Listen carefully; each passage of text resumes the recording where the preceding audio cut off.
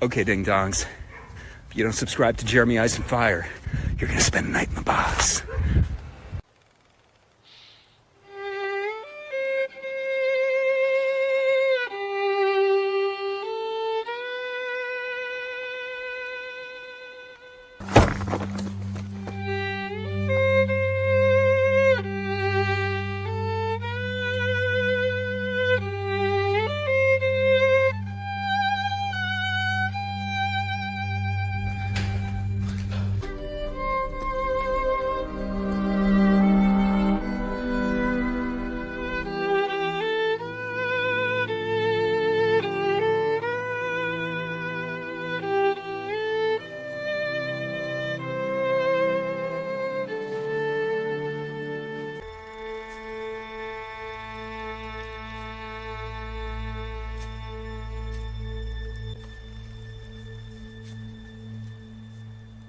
Aren't Cooey.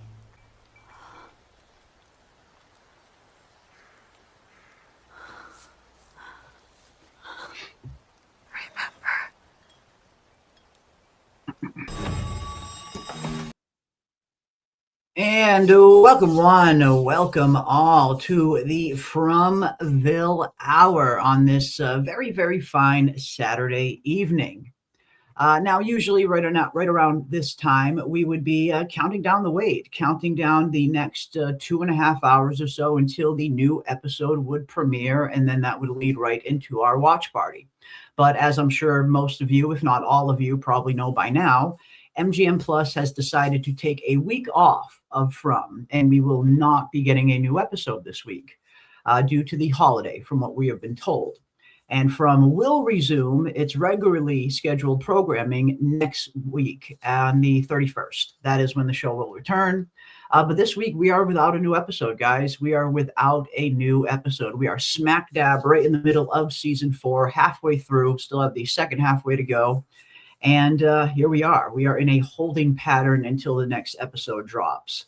But tonight, we are going to dive into some interesting things. We recently came across, or should I say PM recently came across a very interesting sneak peek of episode 6, some new photos that I certainly haven't seen before. They're not too spoilery, which is pretty interesting. They are photos from the upcoming episode 6. They are new, but they're not very spoilery. So I thought we could take a look at that with a brand spanking new, fresh look at episode 6. And then we want to hear from you guys. What do you guys think of this new sneak peek? And what are you guys just general predictions for episode 6 in general? Yes, we do have the episode 6 trailer, which I'm sure we'll take a look at a few times throughout the stream as well.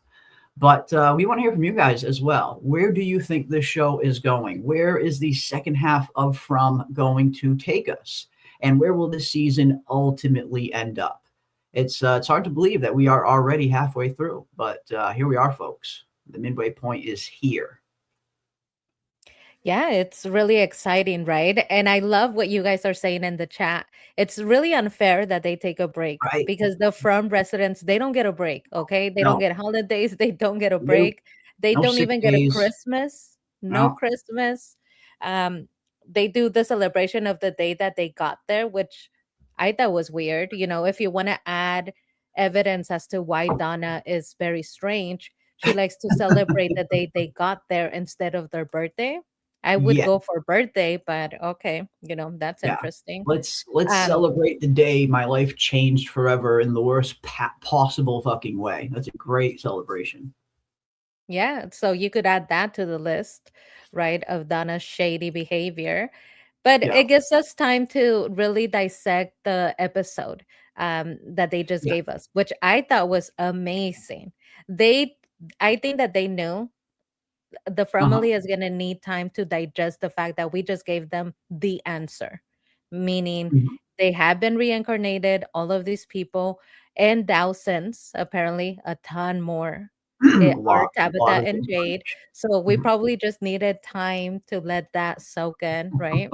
Um, Let it sink in, yeah. maybe the revelations that we received.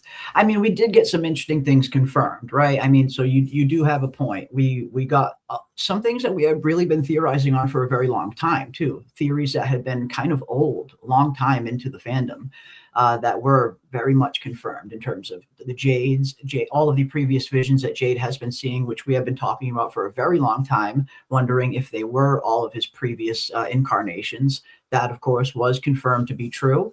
But we also found out a little bit more than that. We found out even how they die. We learned even the fates of all of these previous Jades and how they weren't killed by monsters, but rather by the town. And I think that was the biggest revelation of all. Like out of everything we got in episode 5, that was probably the most intriguing for me personally. Hearing that not only did we get to confirm that these are all previous Jades, but knowing that the town turned against them and they were killed by their own people, that was the most intriguing piece of information for me personally.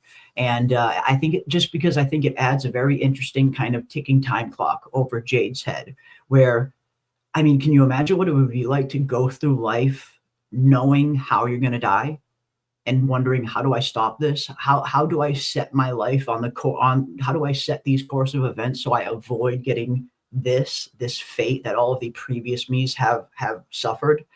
That's a crazy perspective to have, to know how you're going to die. Like, that's not something humans should know. Humans shouldn't go through life knowing how they're going to die. That's crazy. And I can only imagine what it's going to do to him psychologically. But I think it adds an interesting new depth to his character, something even deeper that he's going to have to fight against.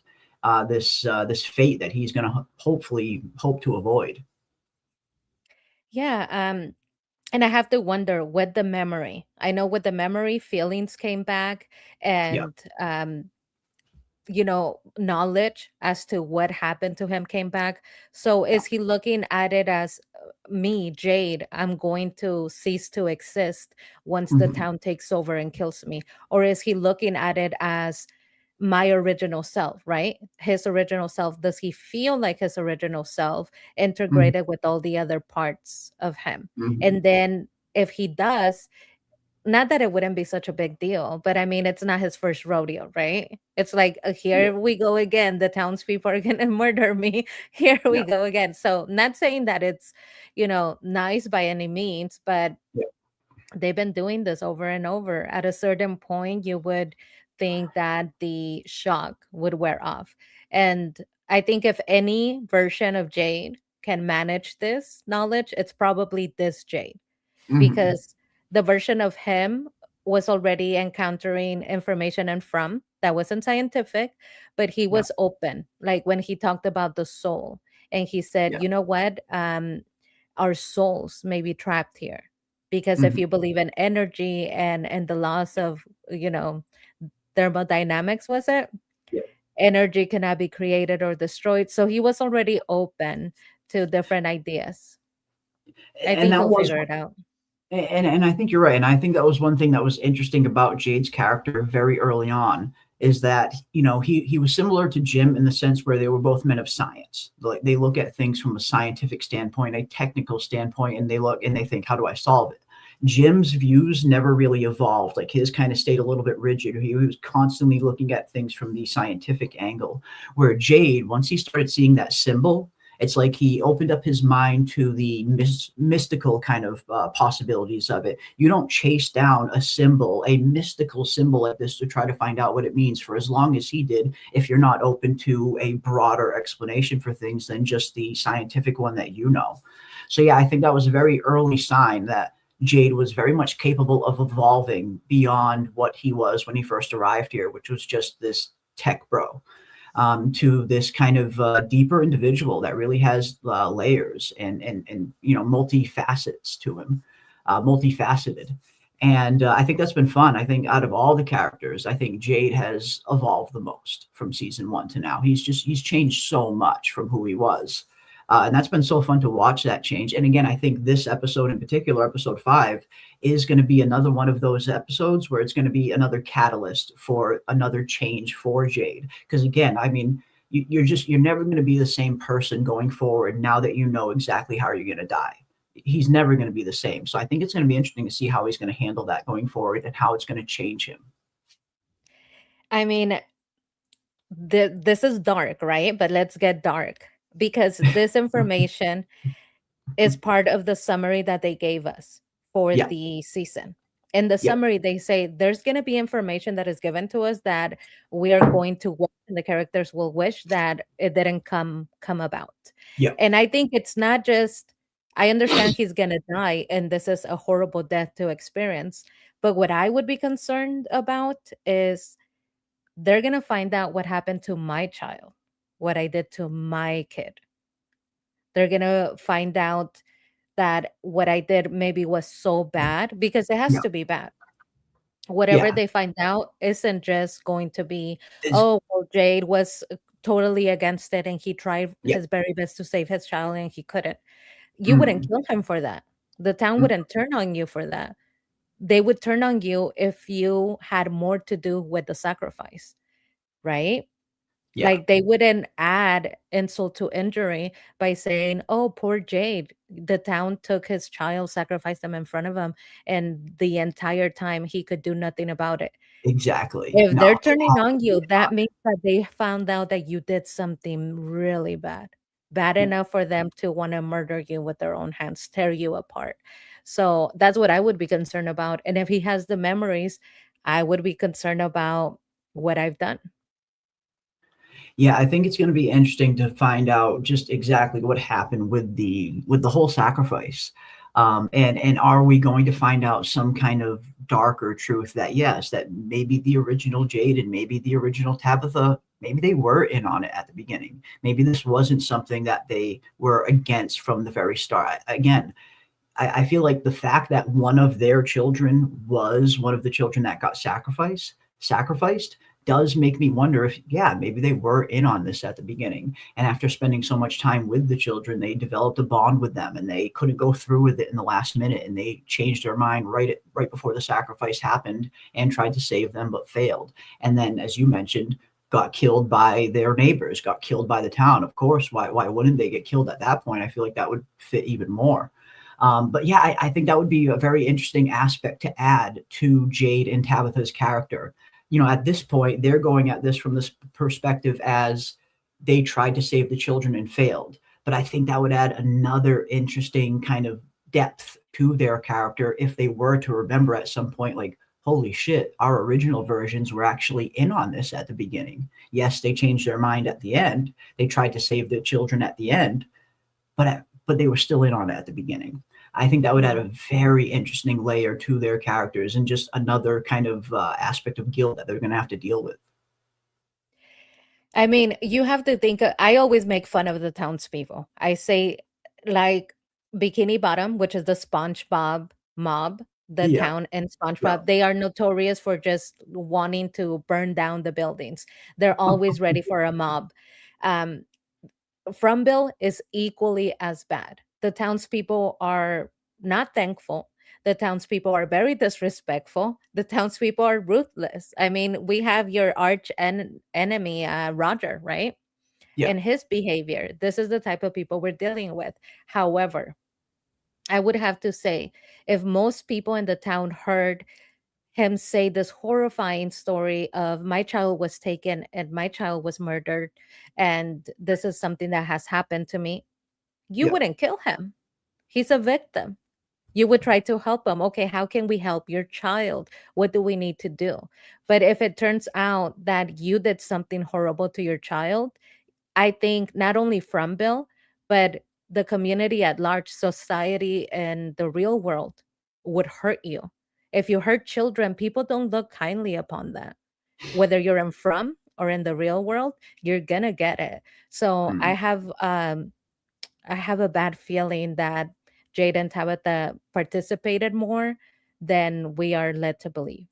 Okay, interesting. Yeah, and I think that could be a very interesting twist that they could throw at us at some point. You know, a reveal that maybe Tabitha and Jade at the very least were not expecting to remember.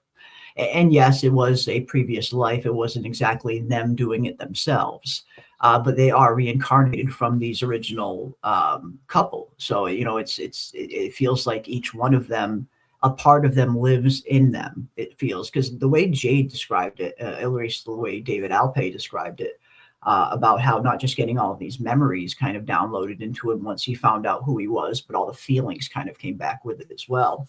So I almost, wonder if there's a small part of all of the previous Jades inside the current one. Same thing with Tabitha. A small part of all of the previous Tabithas still inside of her that all of the ones that came before. But yeah, no, I think it'll be interesting, a very interesting reveal if we find out that maybe they had a little bit more to do with it than we were led to believe. It could definitely be a nice twist. Yes, we got Samuel for $2 as well. Thank you so much, Samuel, for the Ankui. Yes, Ankui, Ankui.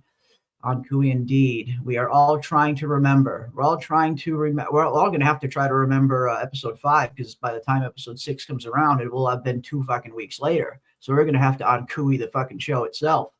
But thank you so much, Samuel, for the $2, my friend. Very much appreciate you. And I owe you glitter bomb. Glitter bomb, glitter bomb, glitter bomb. Thank you, thank you, thank you. Let's see what you guys are saying here in the chat. What are you guys looking forward to? And what exactly do you think is going to be happening in the second half of the season? Let's see what else we got. Yeah, those who not learn from history are doomed to repeat. And that is, I feel like that is a general kind of theme of From, right? I mean, we're seeing these cycles repeat over and over and over again. And all of these cycles have just failed repeatedly, one after the other. And it seems like that might be the underlying factor, that maybe these current cycles or every next cycle that comes around aren't exactly learning from the mistakes of the previous cycles.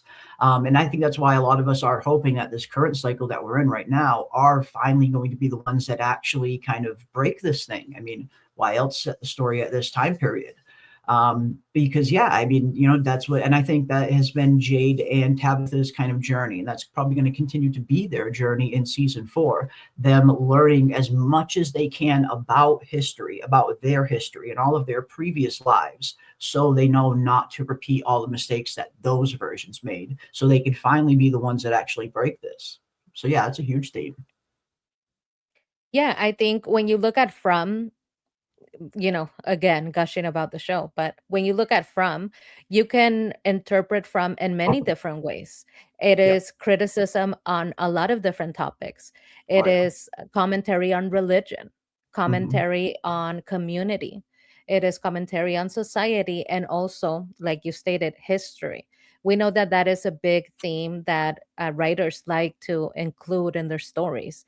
If you do not learn from history, you are doomed to repeat it. Now, the really interesting part with From, if you want to add, Diana, if you want to add to that idea, we add, in depending on who wrote down the history, you may be more at fault than you think. Because history, yes, you could learn from history so that you don't repeat it. But if history was not written correctly, if the person that was looked at as a victim was actually the victimizer, you are definitely, surely going to repeat the issue, the problem. And we all know, if you are a student of history, who writes the history? The victor, the person that's still alive after the war, is the one that writes the history, not the dead. Not the people that were taken advantage of and they didn't survive. History is written by the victor. And, of course, they're going to make themselves look good. Yeah, absolutely. If one thing is true throughout history, it is that.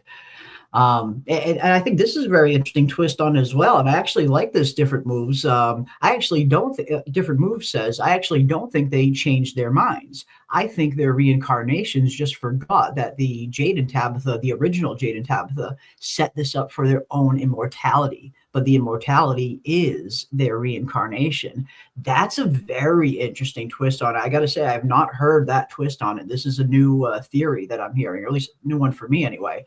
And I love hearing some new theories. I like this one. I think this would actually add a super interesting twist to it, knowing that maybe the original Jade and Tabitha didn't change their mind. Again, their child did get killed along with the rest of them. All of these reincarnations were led to believe that they failed. But yeah, what if that wasn't the case? I think this would be such an interesting twist. I like this a lot, that they were in on it. But what they were going for wasn't immortality like the monsters got. What they wanted was the reincarnation. That's a very interesting twist on it. I mean, different moves. You're definitely thinking outside the box. I love it. Your name is perfect for you differently. I like it. Um, it's really dark. It's really dark because what in my mind, what would make that a possibility would be that Jade and Tabitha are the ones that made the bargain. There has to be somebody who is the leader of the group that Yep. makes the exchange, that has the Yep. conversation with the entity. And it Yep. makes me think in order for them to get that deal, it would mean that Jade and Tabitha are the people that had the conversation and making the bargain, they got a better deal for themselves. Ah. Like Okay. Yeah. they want immortality, but they're going to live in the bodies as they are. They're probably going to live as they look right now. We want to experience different things. We want reincarnation. We want different bodies, different lives. We want something different, a better deal for us. And so the town got what they got and they got reincarnation. But Mm. they're all doomed to end up in the same place. You don't get when you bargain with the devil, you never get what you are after, right? You have Yeah. to have a lawyer look at that contract because he's always sneaking things in there. Yeah. So of course he's like, they're gonna get eternal life and you get reincarnation, but guess what? You're all gonna end up here over and Mm. over. Yeah. Damn. No, I like again. I seeing as we're so far into the show right now, we're all the way halfway through season 4. It's not super often where I hear new theories, where I hear just a completely new theory or a completely new take on something that I haven't heard before. So I love when I hear something new that is a little different that is a little different, a little outside the box, but also could very much potentially fit within the confines of the story that we've seen up until this point. And I think this checks all of those boxes, different moves.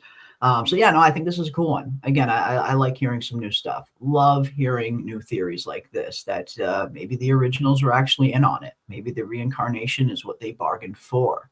Definitely would be a big twist, without a doubt. Also, Tabitha has this thing where whenever things are going bad, what she Hmm. contributes as theories, because all of the characters, just like us, have a theory of what from is.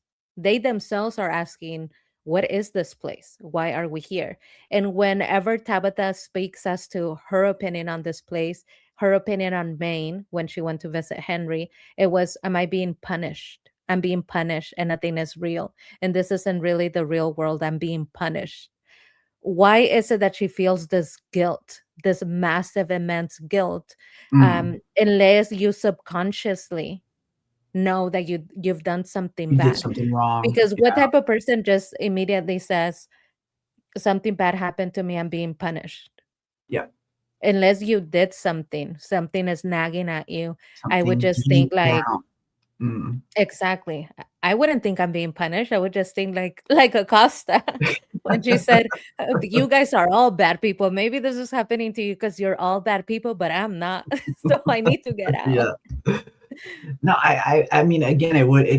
I feel like it would at least be fitting, right? I mean, if that could be at least subconsciously, even if she has no idea why she's suppressing this, if subconsciously we find out that is why she's suppressing this, because she knows deep down there is something a little bit dark there. There is something that she knows maybe she'll feel a little bit guilty for, or at least she'll, will be a very big shock if nothing else. But yeah, I like it. I like it. And yes, theories on who is dying in episode 6. I definitely want to dive into that as well. But first, I promised you guys some new photos from episode 6, and I want to be a man of my word. So we are going to pull those up real quick and take a look at those. And then I want to hear everybody's predictions on who exactly is getting CPR in that freaking trailer. The trailer that we will play one more time in case people haven't seen it. But again, we got some new photos, some all new photos from episode 6, next week's episode. I know it sucks that we're not getting it tonight. Usually this would be right around the time where we would be getting super excited because we would be around 1 hour or so away from the new episode usually. But unfortunately, we have to wait a week. But we do have an interesting new look at it. There's some brand new photos that have recently come out from season 4, episode 6. And again, they're not super spoilery. Like they don't show anything too spoilery, but they do show us some interesting things that we can expect. Interesting things that we can expect from episode 6. So let's take a look at these real quick. Now, this is the first one here. We got what looks to be Acosta and Boyd. Good old Acosta and Boyd. And I have to imagine that this is them in the basement of Colony House, just based on everything we saw in episode 5. We know Jade went on his mushroom trip, his Fromville spirit quest, as it were. And lo and behold, he ended up discovering a door in the basement of Colony House. So I have to imagine him and Boyd are going to actually physically travel there probably early on in episode 6. And I know many of you have also seen that other little TV spot trailer that they released a few weeks ago that shows Boyd smashing some kind of wall down with a sledgehammer, a wall that looks an awful lot like these walls here. So I'm wondering if the door that Jade saw in his vision is actually not going to be there, but it's going to be walled in, or the door will be there, but by the time they get to the end of the hallway, they're going to have to smash through the end of the hallway to get into the actual cave system. It's probably the second one, I imagine, but it looks like Jade and Boyd are going to be going to look for this door that Jade saw in his vision. And I like that Acosta is down in the basement. I feel like that's a good sign. In the vision, I feel like, in hindsight, when Jade and Boyd go down into the Colony House basement and Acosta isn't there, in hindsight, I guess maybe that's another sign that it wasn't real. But I love how Acosta's down there, seemingly down there when they go down there to look for this door. Because we know Boyd sent her down there with some kind of mission to kind of turn over the place, look through all of the stuff that wasn't super valuable to see if she could find anything. And I know many have theorized that she might find something that will help uncover who Sophia really is down here in this basement. But we were also wondering if she could potentially find something that might actually help Jade and Boyd. I guess that's my question to you, PM, and to everybody else in the chat. Do you think Acosta is just down there because she just happened to be down there when Jade and Boyd return, or does Acosta find something that might help them? I think when it comes to Acosta, she's very lost. Even when you look at this picture, she's the shovel. This is Yeah. not the Acosta that we knew. The Acosta that we knew had a very slick back ponytail, right? She was still Yeah. doing her service ponytail, right? That's Mhm. what I call those sort of ponytails when you are in any sort of like police officer or duty like Yeah. that. It's that type ponytail. The tactical And ponytail. the tactical ponytail. She's disheveled. She's a little disheveled, and Yeah. she's wearing still the hoodie, her bad girl hoodie, right, from when she kidnapped Christy and took the Yeah. vehicle. Mhm. So when it comes to Acosta, I think maybe part of the journey of her growth as a person will be going with Jade and Boyd, because I don't think that she's going to stay behind. She likes to be involved, right? Part of her journey Mhm. is going to see what these people have had to deal with and finally understanding their point of view, understanding how she came in. She didn't believe anything because none of us would, right? But seeing that things in this place are real, things are very complicated, and things are magical, which again, I think a lot of us in the chat, we have complained over and over. Mhm. And I guess this is a question that I would like to ask you in the chat. If you were in Fromville, how long would it take you to believe in anything anybody told you? I see kimono lady. I hear voices in my head. I have worms in my hands. How long would Mhm. it take? And the reason why I ask is because these people have been there for a while. They see things that are impossible, and still, anytime that you mention anything, they don't believe it, or they don't want to tell each other anything because they don't want to be thought of as crazy.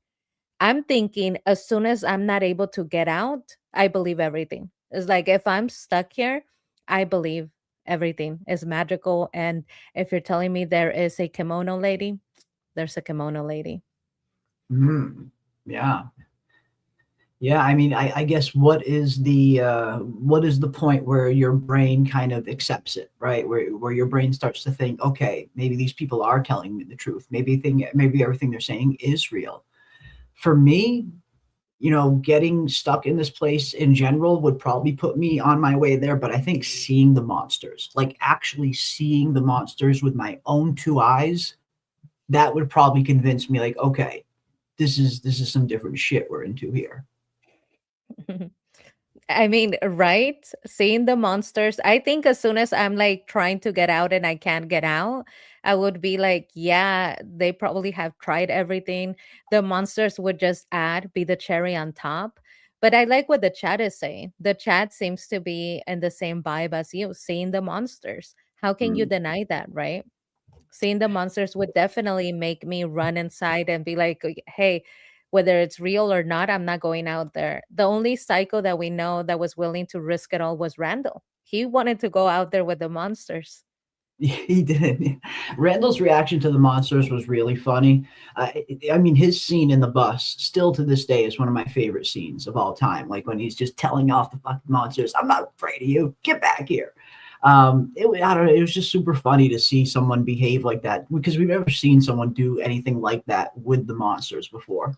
So that scene was always a fun one for me. But yeah, I mean, Petty Gibbs says they had me at the tree. Again, yeah, the tree in the road. I mean, super creepy, super creepy. I think one monster gets shot and not die would be enough for me. Yeah, that again, like especially in Acosta's shoes, where she actively is shooting one of these monsters and it's just walking right towards her. Yeah, at that point, definitely all bets are off for sure. Yeah, as soon as I see a monster killing somebody, I believe everything. I think that would do it, right? I have a feeling that would do it for most of us. Like you can't really believe in the supernatural until you actually see something that you believe is supernatural. And seeing those monsters, yeah, I mean, I know that would do it for me for sure. The tree in the road, and then, kind of getting stuck in that loop would definitely have me thinking, okay, something is seriously fucking off here. But would I instantly believe monsters and all this other craziness? Maybe I would. I mean, the loop stuff is weird, but seeing the monsters, I know that would definitely make me believe 100%. I mean, at that point, it's like, shit, these people are telling the truth. And yeah, that would probably be the first night for sure. Yeah, when I find out I can't get out, yep, I believe basically everything. Again, the loops in and of themselves are trippy enough, without a doubt. Like that's trippy enough too. Yeah, the issue is some things are lies, so you can't really believe everything. Absolutely, exactly, and that's kind of, and I like to think I have a critical mind where I very like to be inquisitive of things and like to know how things work.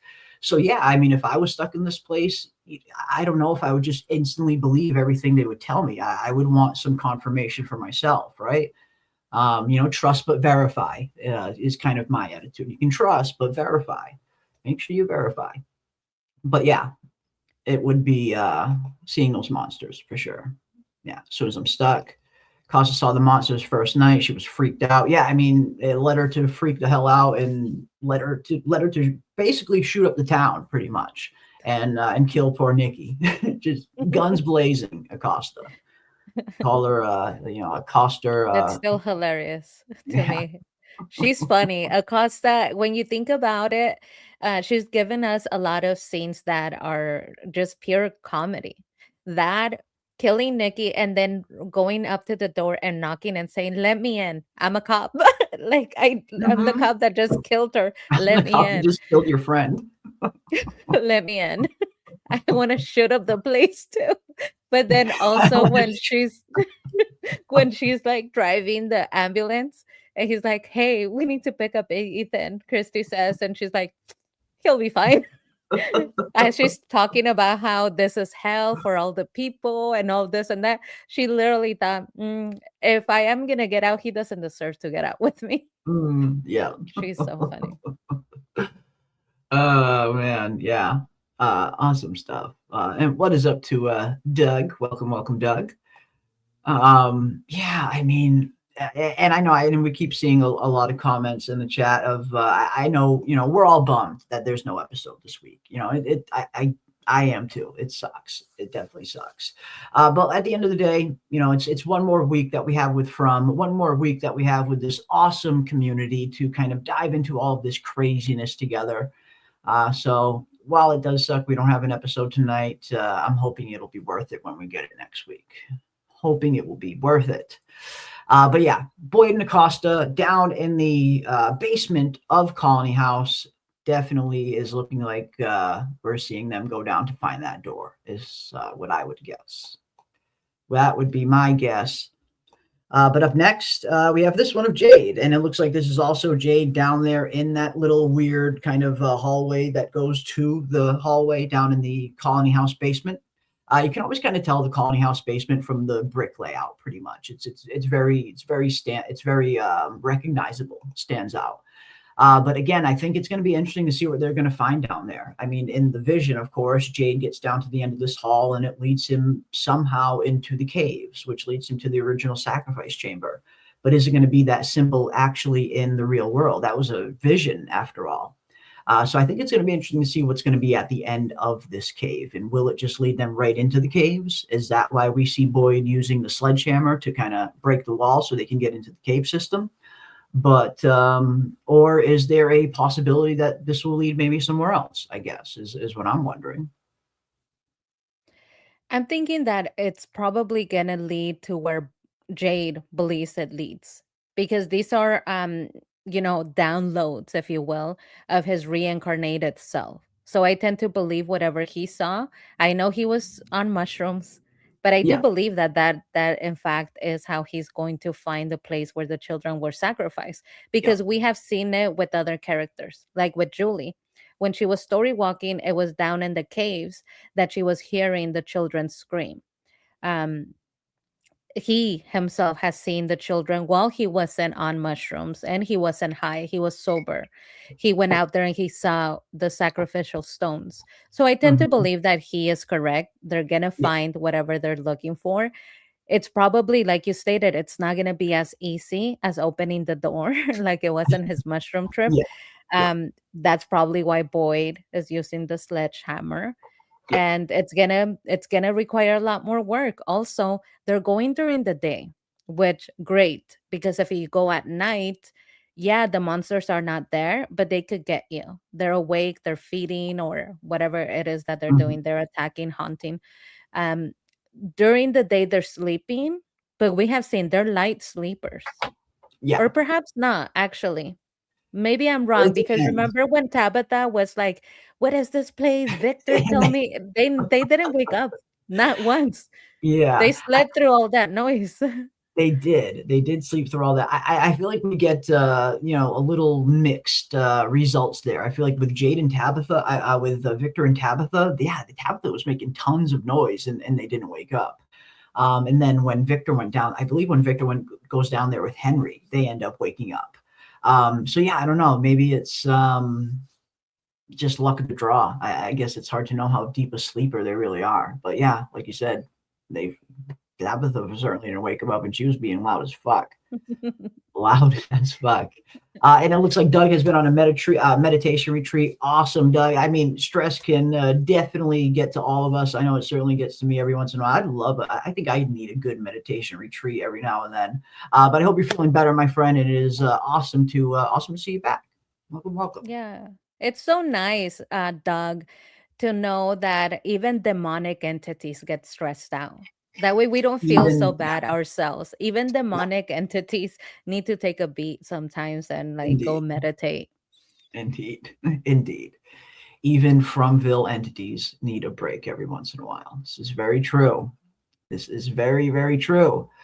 But yeah, not a whole lot to really show there. It's again just a shot of Jade down in the basement. Again, these new photos of episode 6, they're not really super spoilery. At least most of them. They don't really spoil much from the episode. It's kind of just out of context shots. But up next, we have this one of Henry, and it looks like Henry is standing right in front of, there it is, the yellow suit in and of itself.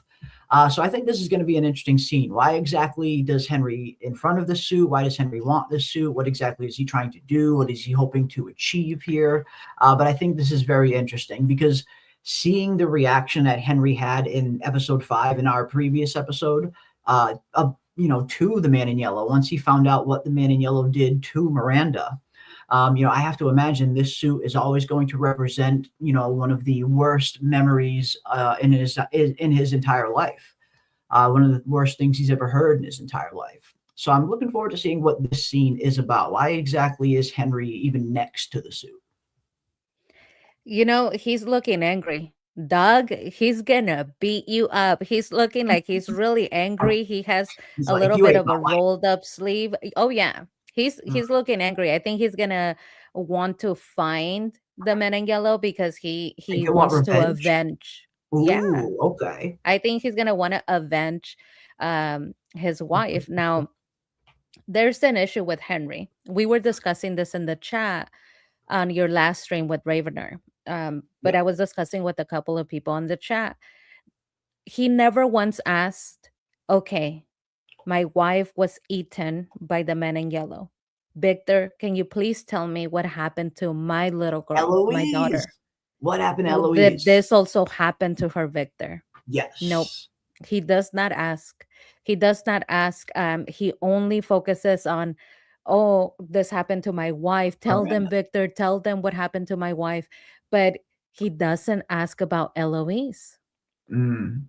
And my And my problem with that is this is mhm, a cycle of men that are obsessed with their wives, but are not as equally obsessed with their children. with their children. Okay. Their Yeah. wife is, at the front of their mind, which is, great, Jim but followed a similar path, right? I mean, it's echoing Jim. Yeah.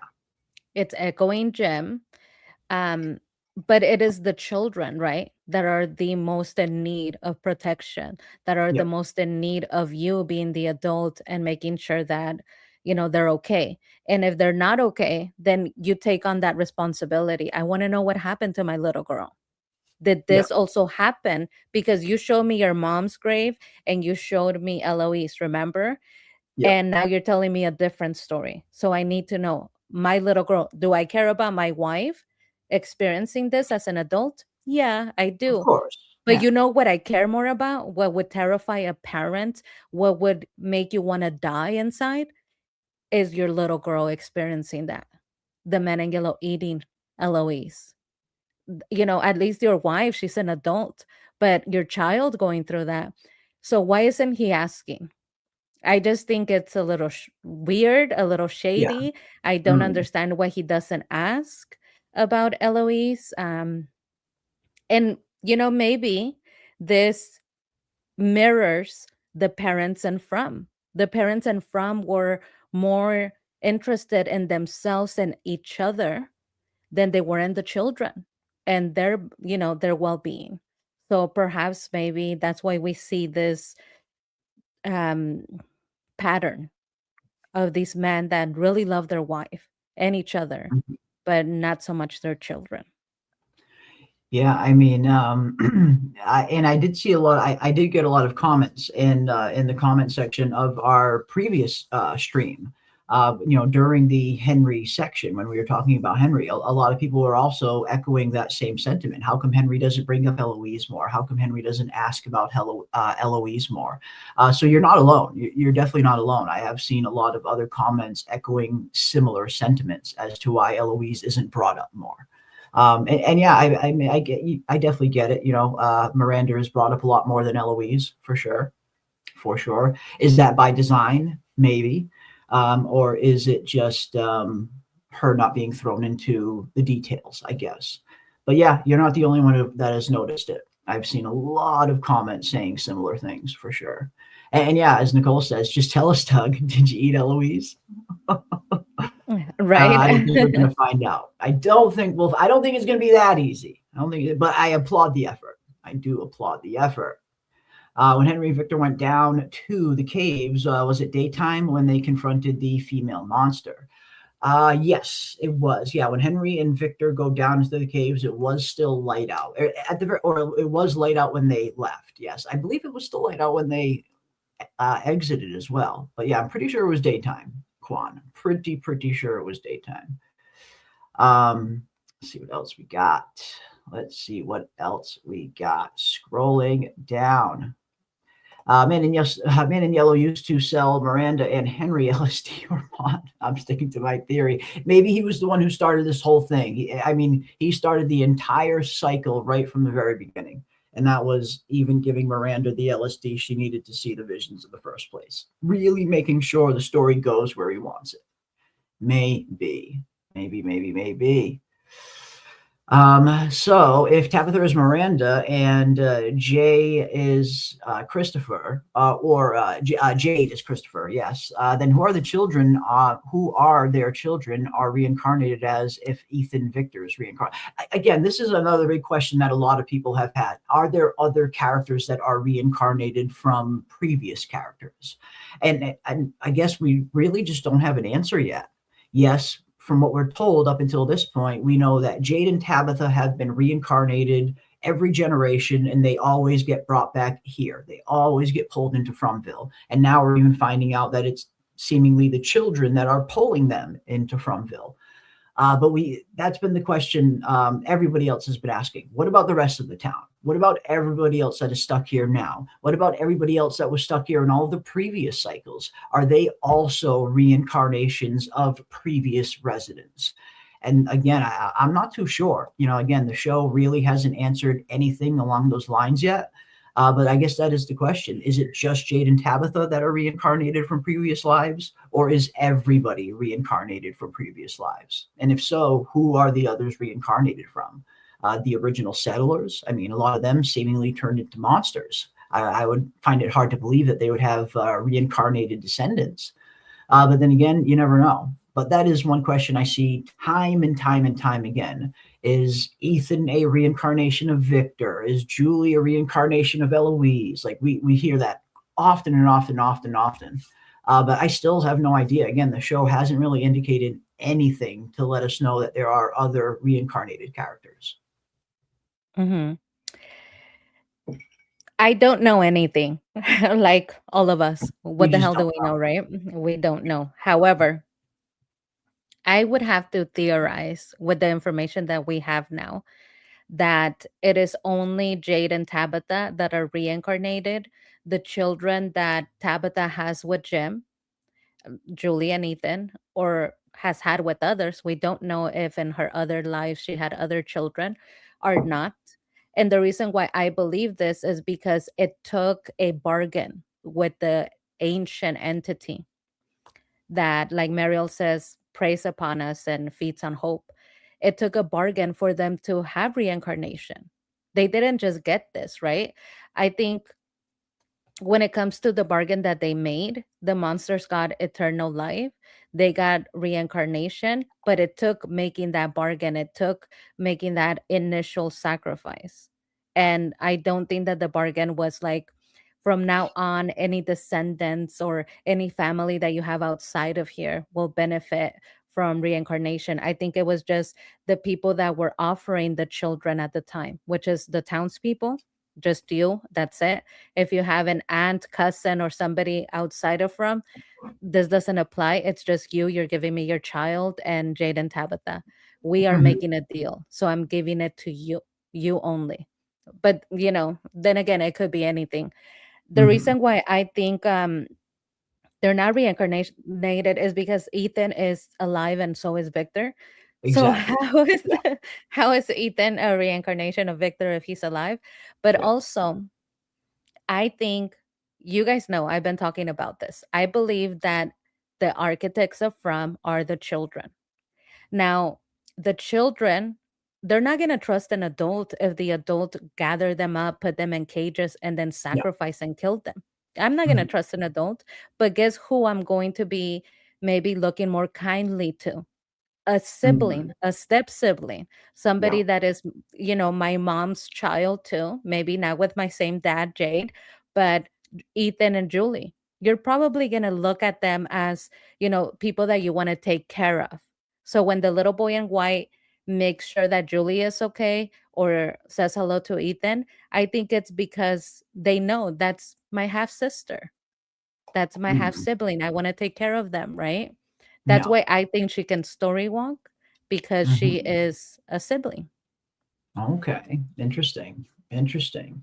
And speaking of the topic of siblings, which is very fortuitous, we have Mick Light here for $5. Thank you so much, Mick Light, for the five. Very much appreciate it. They should have made Jade and Tabitha reincarnated siblings who tried to save their little sister.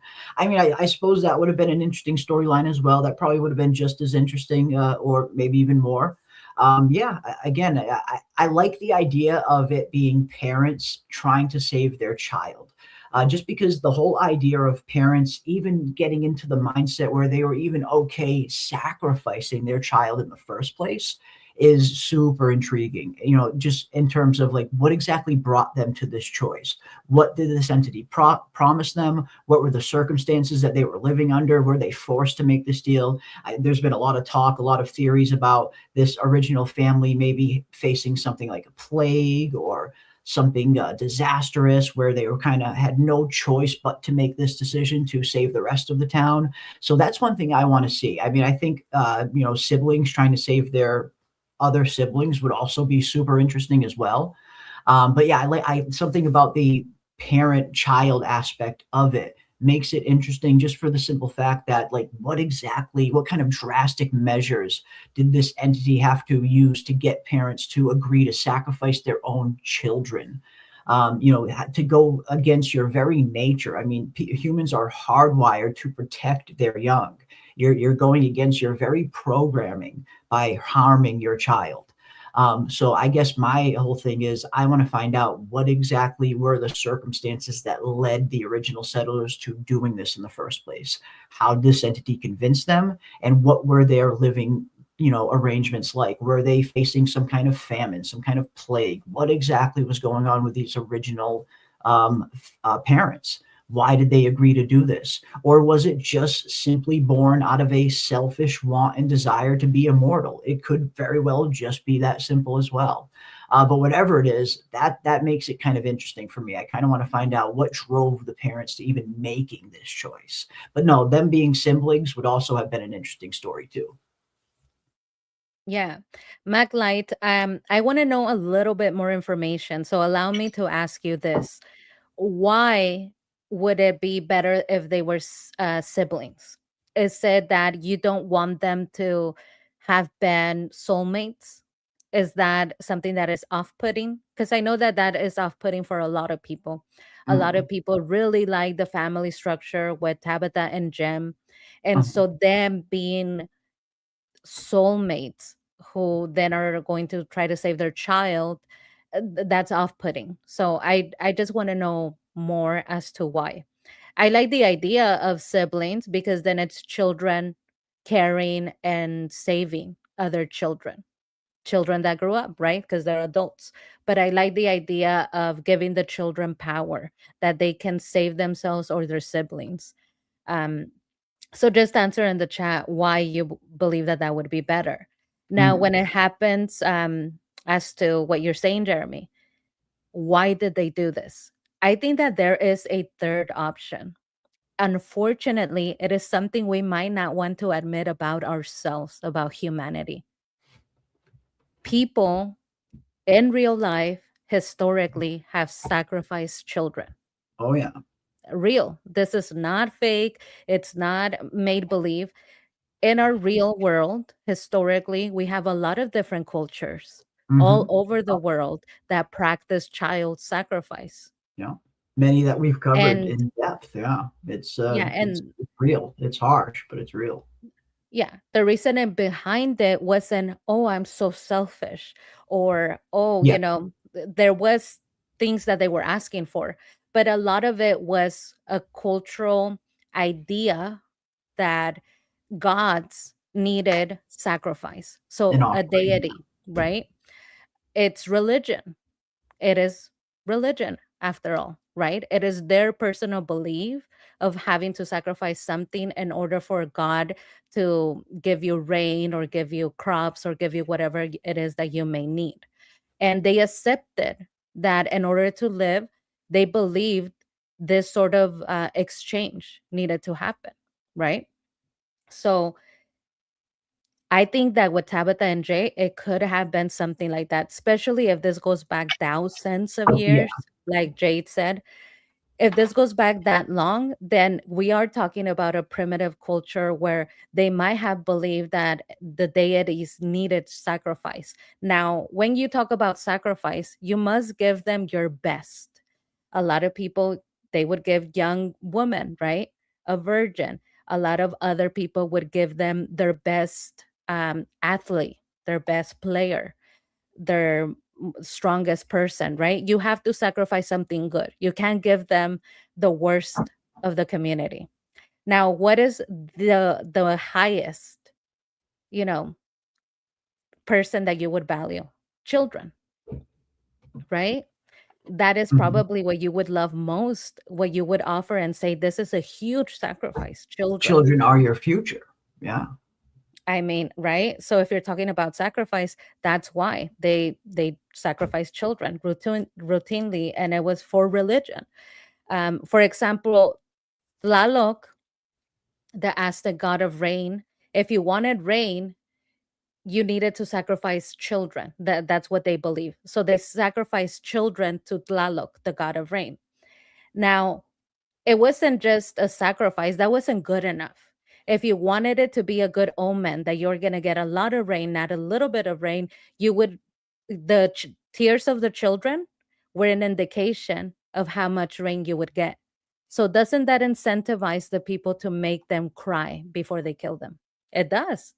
Doesn't Mm. that incentivize a treatment of the children that is horrifying to scare them really bad so that you get lots of rain? I mean, this was happening, and it was all religion and need, because part of it was need. They needed the rain. Yeah. Yeah, and I think that's why I'm very intrigued to see a little bit more from that original timeline and learn just what exactly were the real circumstances surrounding this sacrifice. Was it just simply born out of a selfish need to become immortal, or was there a little bit more to it? Was there another reason that forced them into, or made them feel like they were forced into it? Some, again, whether it's a plague or any other thing, or as you mentioned, some kind of cultural kind of ritual. That's going to be very interesting to find out what drove them to make this bargain in the first place.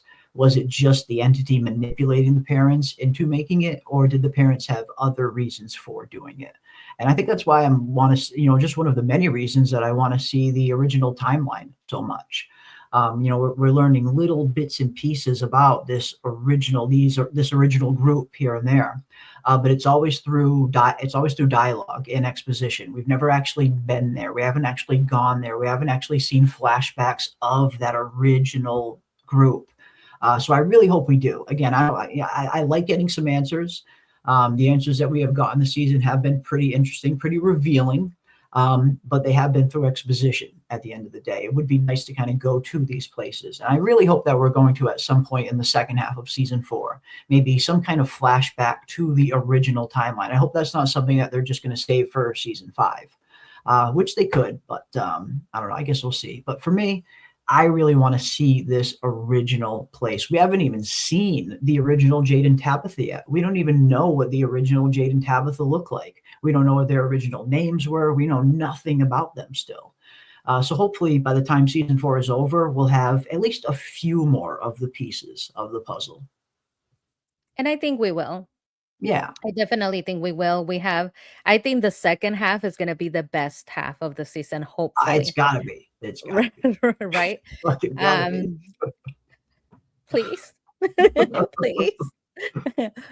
um, but I wanted to bring up something when you say, what compels a human being to do this sort of thing. Many things While I could. was Many while things I could. was researching sacrifice, while I was doing the research, because this happened all over the world. These were people that didn't even talk to each other. They didn't ever, come across each other or have a conversation, and they all kind of practice the same thing. And I had a really dark thought. People don't do things that don't work, especially something that asks that much of you. If it didn't work the first time, you're probably not going to do it the second or the third. The parent is Mhm. probably going to say, no, it didn't work the first time. So if they kept doing the sacrifices, that means that they were getting results. That's my personal Uh-huh. opinion. Okay. It's a Interesting. practice because it was working. which is kind of spooky, it's out there, but it was Hmm. working for them. You don't continue to do something that doesn't work. Now, Right. Hmm. when you're talking about what could get them to this point, a lot of the times, like with everything, you are born into a culture. Yeah. So when you're born into it, you don't question it. I would imagine that a lot of the people that were living in that ancient time, you didn't question it. You just thought, No, it's if just your I'm way of really life. good at this game, at It's this Aztec game, I'm gonna get painted blue and I'm gonna die. Like, you yeah, just it's your way assume, of life. Yeah. you're born into the game, right? Yeah. And so it could have been that Tabitha and Jade were born into this sort of thing. But like with anything, right? With new people comes new ideas, and you start to question, why are we Yeah. doing this? And you even start to question your own gods if they're asking for your child. And I would do the same. I see a lot of people in the chat are saying there is no excuse for child cruelty, and there is not. Mhm. And No, I would do no. the same. If my God asked for my child, I would tell him to send me to hell because I'm not Send giving you my me child. And send I me would wherever say, you want, but that ain't happening. you Yeah. could send me straight to hell because guess what? I don't want to hang out with you either. I do not want to Mhm. spend the rest of my life, eternity with you who asked for my child. Just so that you could see if I love you more than I love them, if I will follow you more, even to the depths of hurting my child. And Boyd, so Boyd is in contrast to everything that the parents did. What did Boyd do? Unlike those parents, he sacrificed his wife for his child. There's And if child. I have to believe, if they asked for Boyd to kill himself for exchange of Alice, he would do Oh, it. yeah, That in a is the type heartbeat, of parent he is. in a Yeah. heartbeat. Yeah, without a doubt. And you're right. Yeah, Boyd is he's the picture perfect opposite of what the original parents were, regardless of why the original parents arrived to that decision. Boyd arrived to the same decision as well. And only Boyd's decision had to be made in literally a split second. He didn't have time to think about it. He didn't have time to weigh the options. What should I do here? What do I do here? No, he just had to act purely on instinct, and his natural instinct was to protect his child. And that is the just natural role of a parent. When you birth a child into the world, your natural role is to protect that child. And I think it's good. Again, I think that's why it's going to make it very interesting to see what exactly were the circumstances that led the parents to making this choice. There's tons of options as to how they could have arrived there, but what was their option? What was their reason? Why did they arrive there? And that is something I hope that we will learn at some point this season. Giving us the full reason as to why the parents made this deal in the first place. But yeah, Boyd is a perfect example of a parent's just natural instinct to protect their child at great cost to himself and to the woman he loved. Not even something he thought about. He just split second made that choice because his instincts told him what to do in that moment. And it just makes Boyd that much better of a character. Um, I you love know, Boyd. I Boyd's love just Boyd. And has honestly, that's the type of husband that I want. If I am a yeah. danger to my child, please take me out. Like, that is the type of husband I would want. I wouldn't I want them think to say, most "Oh, would, yeah. well, you know."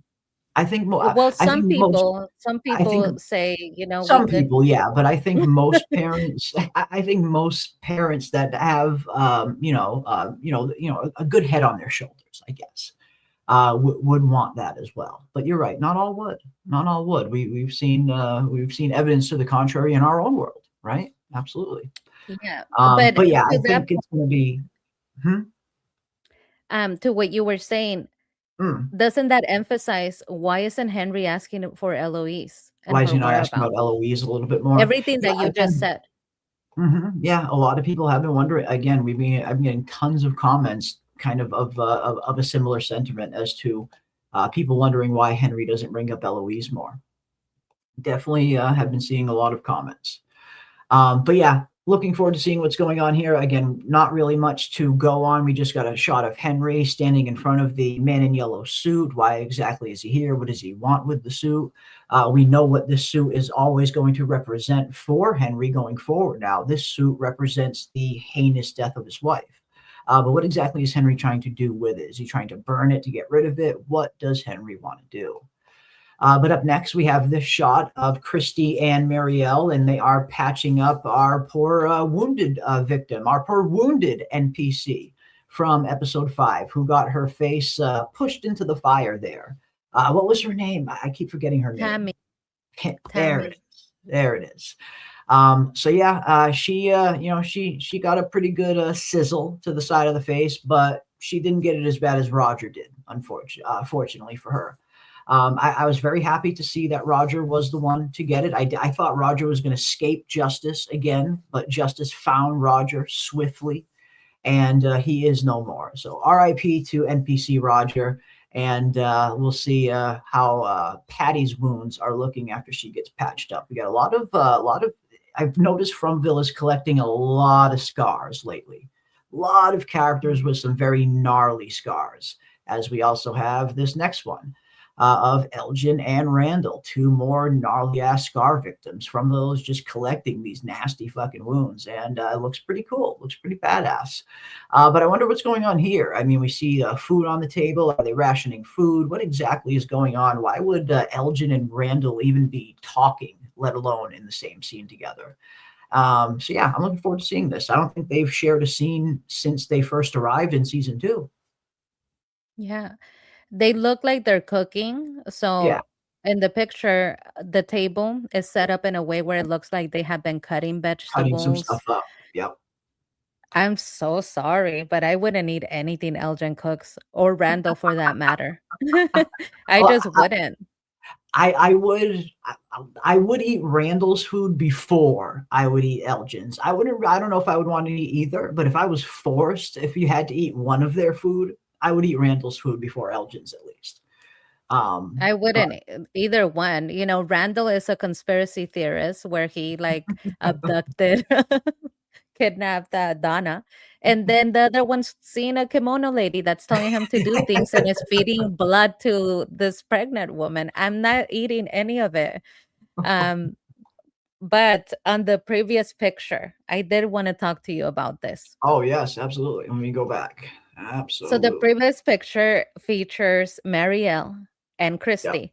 I'm very disappointed in Christy. She's making some idiotic moves. Sorry. But Mhm. Sophia's a 15-year-old girl. Why are you including her in the conversation of monsters to the point where she could tell Marielle, you're a prophet? No, this is where Yep. you say, you just got your arm is broken. Go Yep. rest. I need to Mhm. talk to my fiance, right? But you're including her. You are smarter than this, Christy. Why are you doing Yep. that? Now, Yep. when it comes to Marielle, I think that we have an indication that things are not going to go so well for Sophia trying to mess with Mariel. And this is why. Sophia is trying to put into Mariel's head that the voices and the screaming is good. God has chosen you as a prophet to hear their pain. Now, in the previous episode, we got a little bit of an insight as to how she views religion and Yep. her opinion on God. Yep. Mariel, while they're at the diner, they're talking about how Sophia prays a lot. Mariel says, that is one thing I never liked about AA, that they always focused on a higher power. If there is any indication that God doesn't exist, it's this place. So that is how she feels about God. That is how she feels about religion. She feels forsaken. She feels like this is a godless place. So I think that that is going to clash with whatever man in yellow or entity in yellow Sophia is trying to do. If she was religious, then yeah, I could see her saying, I'm a prophet, but she's not. She's seen some dark things. She Yep. is somebody that She's was been through. addicted to Yeah. drugs. Yeah. Like Yeah. you don't go to that NA, Narcotics Anonymous, without seeing the despair that some people are living, the godlessness that some people feel, right? Yeah. The helplessness. So I don't think she's gonna be as easy of a target as Mm. Sophia thought. Also, she gets up kind of pissed when she says that, like, you're a prophet. She goes, what? She's like, Yeah. you're a prophet. God She chose doesn't you. like that. You can She tell she gets didn't up like it. and she walks away pissed off. Yeah. because that is her personal opinion. And I think that they gave us that as an insight as to maybe she's Mhm. going to be the one to find out Sophia is shady. I think you're 100% right that Marielle could definitely be one of the earlier characters that starts to notice these red flags. And yeah, I mean, in these last two episodes, the writers are very much giving us Marielle's perspective, how she views religion. So if Sophia continues to kind of push the religious angle on Marielle, I don't see Marielle kind of caving and folding to it at one point. I do see Marielle being the type to resist it. She's already resisting it. And I think she's already kind of viewing Sophia as a little bit off. I mean, we have that one little piece of dialogue between Christy and Marielle when Sophia's standing by the pool. And they're talking like, I don't know if something just off about her, or if she's just really handling it, or if this just hasn't hit her yet, or if she's just handling it very well. So they're already noticing that she's not reacting very normally to this place. I mean, Christy's been here for 6 months. So she's seen probably a few people already arrive. They're at the point now where they know how people are supposed to act when they enter this place. And they're seeing Sophia is acting incredibly different than how people usually act here. Now, yes, she has the faith angle, so that can kind of excuse it for a little bit. People of faith sometimes view every single thing that's thrown at them as just a test. But at some point, yeah, I feel like it's got to start to stick out at some point that she is not reacting normal to all of this stuff. She's taking it way too well. The death of her father, being stuck here, not being able. She hasn't mentioned her mother since the first episode. She's all gung ho about trying to call her mom, and hasn't mentioned her mom since. So I have to imagine our people in Fromville are clever enough to start noticing some of these red flags. But yeah, I like the Marielle angle that you brought up in terms of if Sophia continues to push religion on her. I don't see it working. I don't see it working with Marielle. No. And I think the writers gave us that um, insight into what she personally believes because it would be useful, right? Now, we don't know a lot about the real world experience. Rarely do we get insight into that, but they told us about her. So I think it's very, very important. Now, this is tinfoil, probably nothing, and probably means nothing. But let's get crazy, right? Tinfoil theory. Uh-oh. Tinfoil I was time. wondering if I was Mariel and Mhm. she's like, "Oh, God chose you to hear their pain or whatever, right? Their suffering." Yeah. And I'm already pissed off, or I'm already like thinking there's no God, or she's full of shit.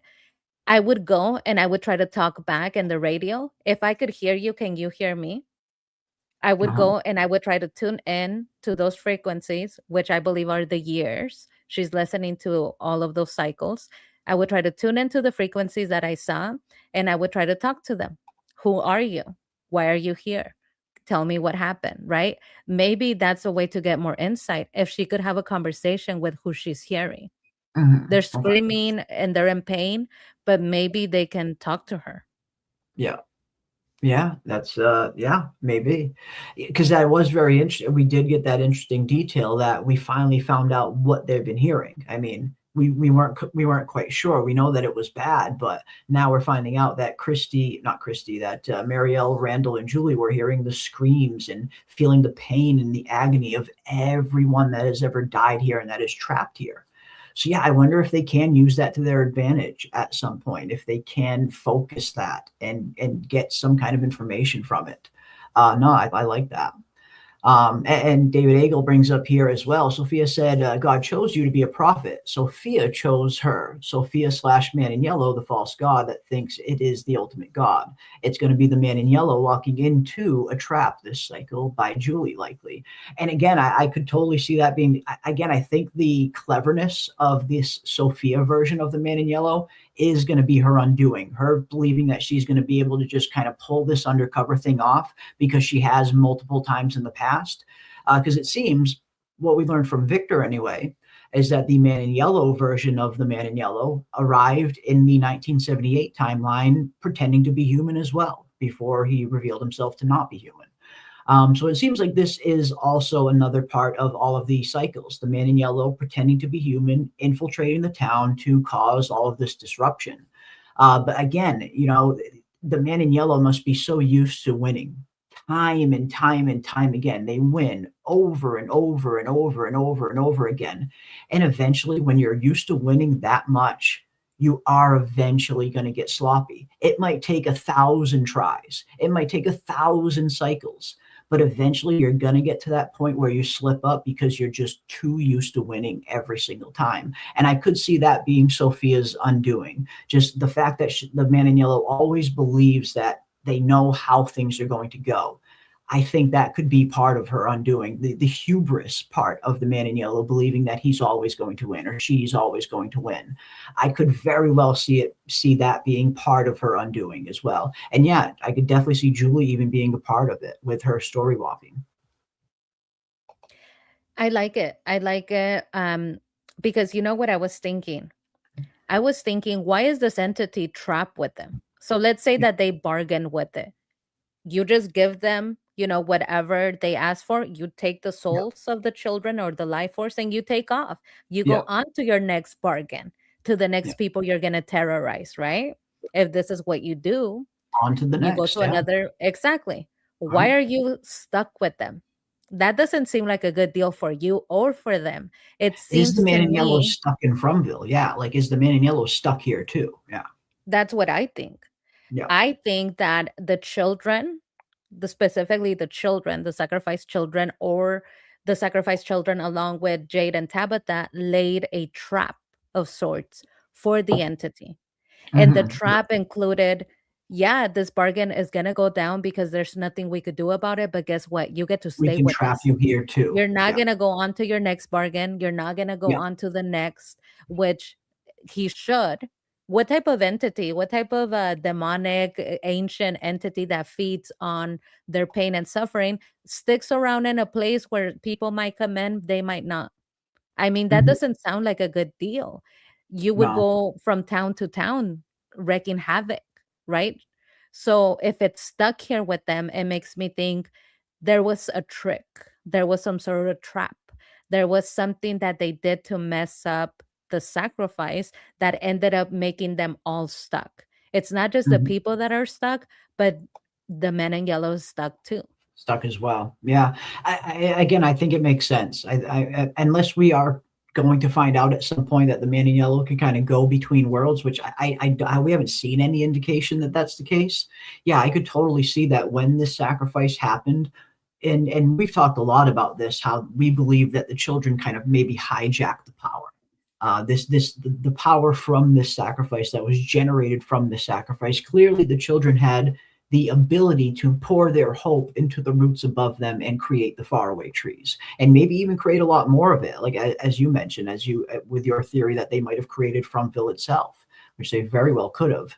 That takes an immense amount of power. So if they had to be able to tap into some kind of power to do these things, then yeah, what's to say they didn't slap some kind of mini curse on the man in yellow to the point where, yeah, these cycles will continue to play out, but you are stuck in them too. You can never leave this place either. I would love, I think that would be a very kind of cosmic karmic justice for the entity that started to cause all this in the first place. Could very well see that being the case. But yeah, good stuff. Good stuff. All right, let's go on to the next one, though. We will see. Again, we saw this one already. Randall and Elgin seemingly preparing some food, cutting up some food, maybe. But again, just very interesting to see them in a scene together. I don't think we've seen them in a scene together since they first arrived in season 2. But yeah, it'll be interesting to see. And then we have good old Father Khatri, ladies and gentlemen. I mean, we all knew Father Khatri was going to be showing up at some point, thanks to one of these season 4 trailers. And at this point, anytime I go into a season of From, I kind of just always assume there's going to be a Khatri cameo. There's been a Khatri or multiple Khatri cameos in every single season since he's died. So at this point, I feel like not getting Khatri in a season would feel incomplete. So it looks like most likely Boyd, is going to be having a visit from Father Khatri in episode 6. And I think this is going to drum up a lot more of those questions as to, is this really Father Khatri or something else? it doesn't seem like the man in yellow or Sophia can just turn into anyone they want at will, like not super fast anyway. Like we saw what it looked like for the man in yellow to turn into Sophia. It was a long, painful process. It wasn't something that was super easy. So is it possible for the man in yellow or Sophia to just kind of pop on the Khatri face and then pop back into the Sophia body without anyone knowing? Or are we going to start to find out that maybe some of these dead cameos from some of these characters are something separate from the man in yellow and it's something totally different entirely? Either way, not sure, but I am very much looking forward to seeing Father Khatri again in episode 6. Father Khatri and Boyd has been one of the best duos, one of the best dynamics on from the very beginning. And I've said this before, but I often wonder, what would the show look like right now if Khatri never died? I always wonder that for some reason. Whenever, really interesting characters get killed off, characters that I thought were going to have, really profound storylines, because I thought Khatri was going to be a main character for the whole show, when I was watching season 1. So I often wonder, what exactly would the show look like if Khatri never got killed? But I am glad that we still get to get a little bit of him every season with these little cameos between him and Boyd.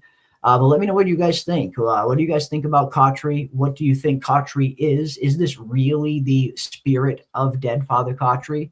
Is this Fromville playing a trick on Boyd? Is this something else entirely? What do you guys think about all of these dead cameos? I'm starting to leave a little bit more on the lines of this. I'm with you, Kaiser Bull. I mean, we're starting to learn, or at least we're starting to get more evidence that when people die here, they do get trapped here in some way, shape, or form. We're starting to see more and more evidence of that. So yeah, could it be possible that this really is Khatri's soul? I think it could be. I definitely think it could be. But what about you, PM? I'm thinking with new information, like the one that Mariel gives us, where she says we're Yeah. trapped here. Even when we die, we don't get to go home. And something that Jade had mentioned previously, I think it could either be the soul of the real Khatri at times, and then the soul of somebody that is faking to be Khatri, because some of the things that he's saying are not adding up to who he was, right? Uh-huh. I think it could be both. Both can be true. It can Yeah. be these dead entities that are using the image of whoever happened to die. I Uh-huh. do not believe that it is the man in yellow, because let's remember that when he mours, not only does it seem like a great drama scene, okay? A Sorry, painful Mr. process. Menengello, but it seems like you're a bit dramatic there, right? He's like It's not an screaming. easy He's like, it's not an easy turn. Yeah, it's not an easy people would transition. notice. Yeah. People would notice somebody screaming in there. And also, he's naked. So that means that he has to have clothes. Remember, he carries his little thing Yep. around, suitcase. So he would have to have clothes for Father Khatri to get dressed in. You would notice some naked Father Khatri ghost that is Yeah, getting I think dressed. so. You know I what I think he mean? gets spotted. I think he would get spotted. No, you're right. And every time these, well, or at least most of the time when these characters pop up, they have full-on clothes that the dead characters were even died in. So yeah, again, I think it could be a possibility that these are very much the souls of the dead characters, or yeah, it could be some kind of other part of Fromville playing a trick on them, or as someone else said in the chat as well. I know we've also talked about this possibility, about the possibility of it just being in their subconscious, that this is just a manifestation of their subconscious.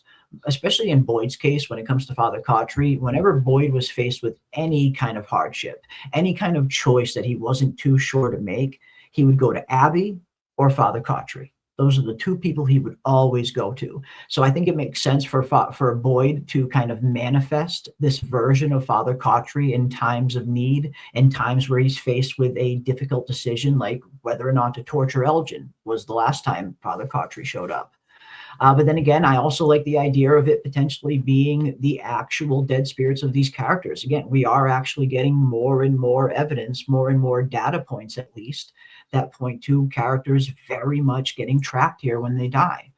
So yeah, I think I think I'm at the point now where I don't think it's the man in yellow. I agree with you. I think I've kind of written off the possibility of these cameos being the man in yellow just after seeing that transformation and seeing that Sophia has been all over the place. I find it hard to believe that the man in yellow was pulling off being Sophia and doing all these cameos at the same time. So I do tend to believe that these are either the genuine article, that it really is the dead spirits of these characters, or it's something else playing a trick on them. It's Fromville playing a trick on them. Yes. And correct me if I am wrong, but I believe the English expression is toe to toe, right? I would like it. You asked the question, you imagine what From would be with the characters that have died off. And I would have loved for Father Khatri to have lived because he could go toe to toe with Sophia when it comes to religion and the dogma Mhm. of, of the religion she speaks. So every Mhm. time Sophia is telling them about God and saying you're a prophet, they could double check this with Khatri, and I think Khatri could like right away spot that there's something wrong with that girl, that she is not reading Ooh, the word yeah. of God the way that it was intended. Right? Yeah. He's the only one that could tell, but he's not there. And remember, there is no Bible, so and she's the only one that has it. So in order for them to double check anything that she is saying, Mhm. they would have needed Khatri. That's a good point. That is a good point. Would he have been able to kind of sniff her out long before anyone else did if he was still around? Very much so. Yeah, and yeah, Golden Child brings up again the law of thermodynamics that Jade talks about on the show about energy never dies. They just need to figure out how to transform energy to be visible to certain people. That's definitely an interesting possibility. Golden Child, yes. Again, when Jade brings up something like talking about the laws of thermodynamics and talking about how energy can't be created or destroyed, only transformed from one form or another, that tells me that that is in there, or at least the writers put that in there because it is going to have some kind of significance on the overall narrative. That's not just some kind of throwaway line that a writer puts into a script for no reason. I feel, that is very much a setup, a foreshadowing for something later on to come. So yeah, I think we're seeing, and again, especially after getting that little tidbit we just got from Marielle about her confirming what her Randall and Julie were experiencing when they were in that dungeon, how they're seeing, how they're hearing and feeling the pain and screams of all of the people that have ever died here.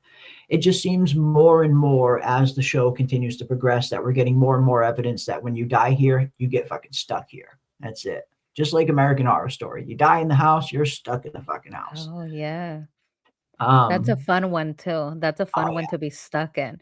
And there's going to be a new season of American Horror, and we're going to yeah. get all of the favorites back. I'm so I love excited. that. Yeah. Um, And we'll I definitely be can't watching wait. it, talking about it here on the channel for sure. American Horror Story, at least the very beginning of American Horror Story, I loved it. The first few seasons were really good. Like that first season in particular was the best. So yeah, I like that Um, they're bringing back the original cast. yes. But going back to From Golden Child and talking about energy, Mm, this is a little out there, right? Tinfoil hat on. Stay with me. If okay. you're energy, if I was energy, the first thing that I'm going to try to do is look for electronics so I can go through them and maybe channel Communicate. something, Yep. communicate, Okay. because I would think I'm energy. They need energy. They're plugged in. Somehow Ghosts there's turn lights on and electricity. off all the time. Why can't I? Yeah. That's what I would try to do, right? So I have a couple of theories. They're out there. Just stay with me. I think that it is the energy, the people that have died there that turn on the little music box. What do you call this music box in the diner? The jukebox. The jukebox. I Hmm. think that it is the souls of the dead that are putting on specific songs on the jukebox. Now, a lot of people think this is not a positive thing. They're making fun of people, or they are putting on songs that are not appropriate. But I differ from that. One of the biggest issues was that when Kenny was grieving for his mother, the song Celebrate Good Yeah. Times Yeah. came on. And so Yeah. that seemed, he got really angry. He like attacked the jukebox, and it Yeah. seemed like a bad thing. However, if you think about Tian Cheng and you think about who she was and what she wanted, her last words were, "Take care of my son." She was just thinking about her child. Tian Cheng wasn't somebody that would sit down there and want Kenny to suffer or to cry. If I wanted to give a message to my child, it would be, it's okay. Just celebrate the time that we had together. Focus on the time that we had together. Don't be sad. Yeah. Everything's going to be okay. So I would put celebrate good times. Come on, like, Uh-huh. come on, you're going to be okay. Just Yeah. remember me in the most positive of ways. So Ah. I think that could have been it also. And this is crazy out there, but there is a reason why all the electronics work without there being wiring attached to anything. I think all of those electronics are working because they are powered by the souls or the energy of the dead. Hmm. Energy cannot be destroyed, it's stuck there. They can't go anywhere. So I think because they're stuck there, they're the ones that are powering everything, The like dead whatever souls. the light, all of that, Hmm. right? Okay. Because you need energy. It's coming from somewhere, and it's Yeah. definitely not connected to a grid. So it must No. be connected to the energy of the dead. I like it. I like it. I think it would kind of, again, with Jade bringing up that line in the show in particular, it would fit even more. Yeah. If again, we still have no idea as to where this electricity comes from. That is something that the show needs to answer. That, or at least I very much hope that isn't something that the show just leaves ambiguous. At some point, we need to get a definitive answer as to where this electricity comes from. It was such a big story plot point in season one that it can't just get dropped and then never brought up again. So yeah, I really hope we get that definitive answer at some point as to where this electricity is coming from. And I like that. That's probably my new favorite theory as to where it is coming from. Because yes, when the soul dies, technically, what we're seeing on Fromville is that is energy that gets transformed from one form to another. And if that energy is lingering here in Fromville, what's to say something isn't taking that energy and harnessing it into this electricity? So no, I think that's as plausible a theory as any other theory we've heard on the electricity and why it's there. Yeah, Okay, I like it. We're gonna Robert get, agrees. Robert agrees. Robert likes it. Robert likes it. Okay, Yeah, just a tiny little detours, I like it. very small. I like it. When I was in high school, I had a boyfriend that was murdered. And when he was murdered, I mean, if you date me, you know me, how weird I am. Uh, so when this happened, I had one of those lamps. I know that you guys are gonna recognize it. It's those lamps, like fairy lamps, that you tap and it goes bright, and then you tap again and it's brighter, and you tap again and it's really bright. And when the news was showing all of this information, I was crying with my parents, and the light started going like that in my room. It started going 1, 2, 3, 1, 2, 3. Like it just kept tapping, almost like saying, "I'm here." That's what I felt. Yeah. That's my personal opinion. That is what I felt. Mhm. Because I always, tell anybody, if there is an afterlife, please come tell me. Come haunt me, okay, Let me know Jeremy? there's an afterlife. Yeah. Come turn on my lights, okay? And I think that was his energy. So when I Mhm. think about it, I'm like, they must be the energy and from, if I that mean, is a possibility. I think it's a possibility. Again, I think it's as plausible a theory that we've heard up until this point as to why the electricity is here. It's very inexplicable, but yeah, I think it could very well be a possibility. Absolutely. Yeah. Yeah, maybe we finally are going to find out what is causing all of this electricity. Looking forward to it. Oh, Stranger Looking, Things, Christmas lights, says yeah, Chiquita Cyborg. exactly, very similar to Stranger Things, and Will trying to communicate with his mom from the upside down, the Christmas lights. Absolutely similar concept. Absolutely. Yeah. And again, I mean, I feel like it would fit. We've seen that kind of not trope, but that idea used many times before that spirits can influence certain electronics around them. So yeah, why not harnessed this energy to create the electricity in Fromville. Maybe.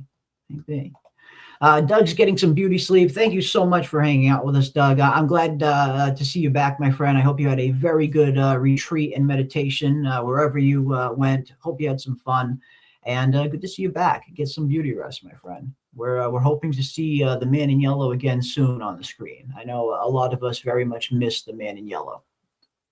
Absolutely. Absolutely. Yeah. It was a signal of energy on a level we can't explain. And then maybe that's it. Yeah. Maybe that's it. Again, it's definitely something that we can't explain, right? I mean, it's inexplicable. We see electricity coming from these outlets, coming from these devices, yet we see the wires are very much not attached to anything. So yeah, there is something there has to be something generating it. It can't just come from nowhere. Again, energy can't be just created or destroyed. So wherever they're getting this energy for this electricity, it has to come from somewhere. So yeah, I like this idea that it's maybe the souls of the dead that are trapped there. Very, very possible. Well, Very think possible. about it just very briefly, right? When we think about the sacrifice of the children, the Mhm. children were chanting, right, their ankui, but it was a ritual that was done. Now, historically, sacrifice has been done in community, a community setting. A lot of the times, for the Aztecs, for example, they would dance, right? They dance and they Mhm. put Yeah. on this grand performance of energy. That's what Mhm. it is. Everybody is focused on the same goal, this sacrifice. And when you're killing somebody, you're giving their life energy to this god. You're presenting the god with this as a gift, as an offering. When you're Yeah. dancing for rain, like the rain dance, or the Native Americans, they're singing, dancing. It is energy. That is what you're doing. That's what Mhm. energy is, Yeah. dancing, right? No. So when you think about the energy, that is what they needed. At the end of the day, it was the entity in yellow wanting that life force from the children. And what did he give them back? Life. You Yep. give me life, the specific life that I want, Give life and to I get will life. give you life. Yeah. Yeah, Yep. but it's not gonna be the type that you want, of course, because she's shady, Exactly. right? Exactly. It's like you said earlier, you got to read that fine print. Mhm. Got to read So that the fine print. exchange, when Yeah. you look at the exchange, it's right there. Energy. What I want is this life force, is this energy that I need. So I Yeah. think it's been hinting at this since day one. The answers to the end are at the beginning. They've been telling us this. They've been It just telling didn't us. make sense. They've been telling us from the very beginning, haven't they? Yeah, they really have. Yeah, let me check. I think there's one more. Let's see. Yes, we got one more. Yes, we do have one more promo photo. I think this is the last one, though. Let me check. Hold on. Yeah. Oh no, we got three more. Three more. Excuse me. Three more promo photos to get through. But no, I love that idea. I love that fucking idea. I think that very much can fit perfectly within what we're seeing here on Fromville. Absolutely love it. Yeah, Um, thank you. but up next, we have this one of the other new images that we have from season 4, episode 6, which shows Sophia and Henry in the bar together having a drink. And we knew this was going to be happening. We had that other promo photo that was released weeks and weeks and weeks ago, actually, that shows Sophia sitting at the bar with a very kind of sinister smile on her face, drinking with Henry. Actually, I do believe I have that one here as well. But you guys have seen this one a million times. This one right here, we've talked about this and showed this one a million times. But here we have another shot of it. Henry and good old woman in yellow, Sophia, having a drink, bonding over some Fromville brew, I guess you could say. Now, again, one thing that's coming up with episode 6, at least based on the trailer for episode 6, is it looks like somebody is either going to die or become very grievously wounded, as we see Boyd administering CPR in the trailer for episode 6. Which has led many people to wonder who exactly is going to die in this next episode, or who exactly is Boyd going to be giving CPR to. They might not die, but it looks like somebody is going to be in dire straits. And Henry has, just based on the comment sections, again, we've been getting a lot of comments on this question. But just based on the comment sections we've been getting, a lot of people think Henry is going to be a goner in this next episode. Just based on the trailer, I mean, I think people see Victor on the roof in the trailer and they automatically assume that it's probably Henry that's getting the CPR. But I think that's a giant misdirect. I don't know why. At first, I was very worried for Henry, but I'm not very worried for Henry anymore. Because we know how these trailers are, and we talked a little bit about this on our previous stream. But we know how these trailers can be. They very much make it look like one thing when it's something totally different. So yeah, I guess it's going to be interesting to find out what's going on and what exactly is going on with Sophia and Henry right here. What could Sophia be putting into Henry's mind? Because if Sophia is talking to Henry in this scene, it's not just to shoot the shit. It's not just to have a pleasant conversation. If Sophia is talking to Henry, it's because she's on the clock. It's because she's working. It's because she's getting ready to set some kind of manipulation into motion, or at least that's what I think. But I'm looking forward to seeing what's going on in this scene. What exactly is Sophia going to put in Henry's head? That's so funny. Sophia is the worst at small talk, isn't she? Worse. I mean, she like talked to Julie for a minute and ends up telling her it's your fault that your dad died, actually. It's totally your fault. Talks to Mariel and it's like, you're a prophet. God wants you to hear the pain of the dead. It's like you are the worst at small talk, Yeah, girl. the worst. um but this is what I'm thinking. So I was looking at the cup. Henry definitely is having alcohol. You see the bottle right next to him. He's And we know having, that he's the struggling. alcohol is like a vodka. It is this clear liquid that Yeah, they make. that They corn don't make liquid. red. Yeah, it's Mhm. like, yeah. They do not make red. Sophia has a little cup with red in it. So I'm thinking that she's probably not drinking alcohol. She's probably Okay, drinking something else, right? okay. Some kind of And juice or something, maybe she's like something. holding, we have the other picture where she's holding up the cup to him. Yeah. And I believe that Henry does have a drinking issue. Okay. A lot of people didn't want to accept this, but I think he does. He has a drinking problem I and mean, it has seems had like he it. does now. Yeah, I mean, it seems like he does. Yes. And to me, that looks like if I'm not drinking alcohol and I'm drinking this little juice, I'm mocking you. Like, hey, I'm only drinking juice because I don't drink alcohol like you're drunk, like Oh I'm shit! You drinking think juice. she's giving it to Know him what like I that? mean? Fuck. That's That how she sucks. is. I think that she likes to torment people with the bad things they've done. Just like when she asked Sarah, "Do you have any family here?" She likes to torment you with the things that you have done wrong. So I think she's probably like, "Oh, you're drinking. Maybe you should have some juice, because I'm not a drunk like you." So I think she might be tormenting him with the taunting the fact that he is a drunk. Now I have this other question. Let's say she's not. Let's say that she is drinking alcohol. Maybe they started making some red alcohol. Ah, Why isn't anybody catching on? I would be like, what is little Miss Bible doing here at the yeah. bar? You shouldn't What are you even be doing at the coming up to bar? the bar. You're the oldest guy in town, drinking. You're a teenager. Get out of here. Yeah. Exactly. You're like this Bible girl. Like, why are you at the bar? You are 15 years old. You shouldn't be drinking. Your dad wouldn't like it, so don't Yeah. do it. Yeah. But she might be running, this is what I'm thinking. She's running this savior scam. I'm gonna go into the bar, right? You look for the souls that are lost and the places they would be, the bar. So she's like, I made juice for everybody. Stop drinking alcohol. Drink my juice. I want to save you, right? Don't drink any more alcohol. You're a drunk. I think that that's what she's tormenting him with. Interesting. Interesting. I mean, I like it. Yeah, I like it. I think it's a very interesting possibility. Um, yeah. I mean, yeah. Could she be pretending to try and get through to him by mocking him? I guess in a little bit, in some kind of mockingly manner, but presenting it in a sense that she's trying to help. Maybe I don't know. Yeah, I don't know. I think it's going to be interesting. Going to be very. I mean, Henry's literally sitting down having a drink with the person that ate his wife.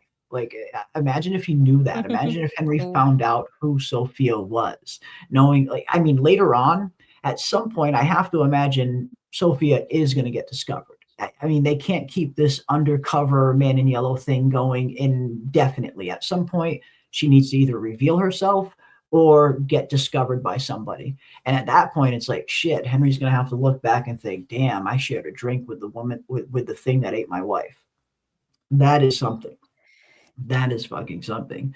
But yeah, no, I don't know. I think this will be an interesting one to see. What exactly is Sophia planning here? Again, I have to imagine if she's talking to Henry, it's her setting some kind of manipulation or some kind of domino into place, setting up something. Yeah. She's the Um, savior type. That's what she's playing. So I'm thinking I can she's save going you. Yeah. around. I'm gonna save the bar. I'm gonna stop you guys.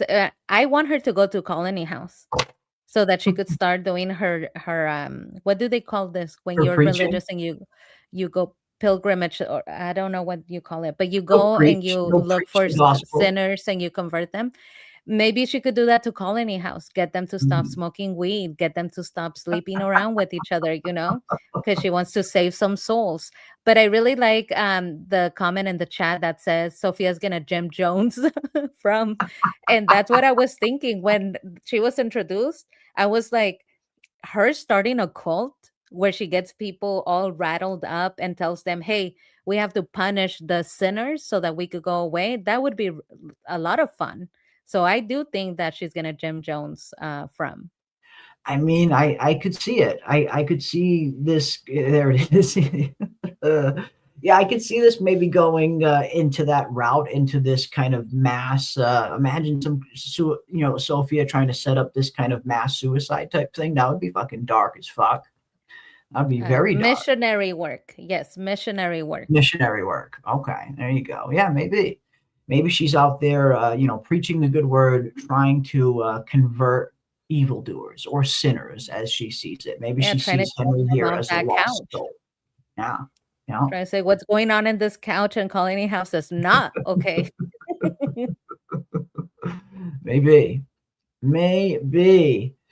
I think she is causing Henry to hallucinate, and that's Miranda's blood she is drinking. Ooh, now that's a really fucking good one. I like that. Again, we know that not Miranda, excuse me. We know that Sophia is very capable of making people see things that aren't there. We saw what she did to Marielle right in front of her. Hell, it didn't seem like it took much straining for Sophia to kind of throw Marielle up against that wall and make her believe that she was shackled again.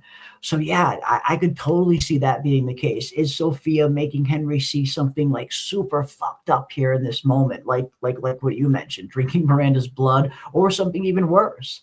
I think that's an interesting idea. I think that's a very interesting idea. Now that we know that she's very much capable of that with relative ease by the looks of it, yeah, I mean, I suppose she could make Henry see anything she wanted at this point. Absolutely. I like it. I like it. Yeah, I don't think the Maniello is in fear of being discovered. I don't think so either, but I do think that's ultimately going to be her not downfall, but the thing that does get her discovered. The hubris of always just being used to never getting discovered.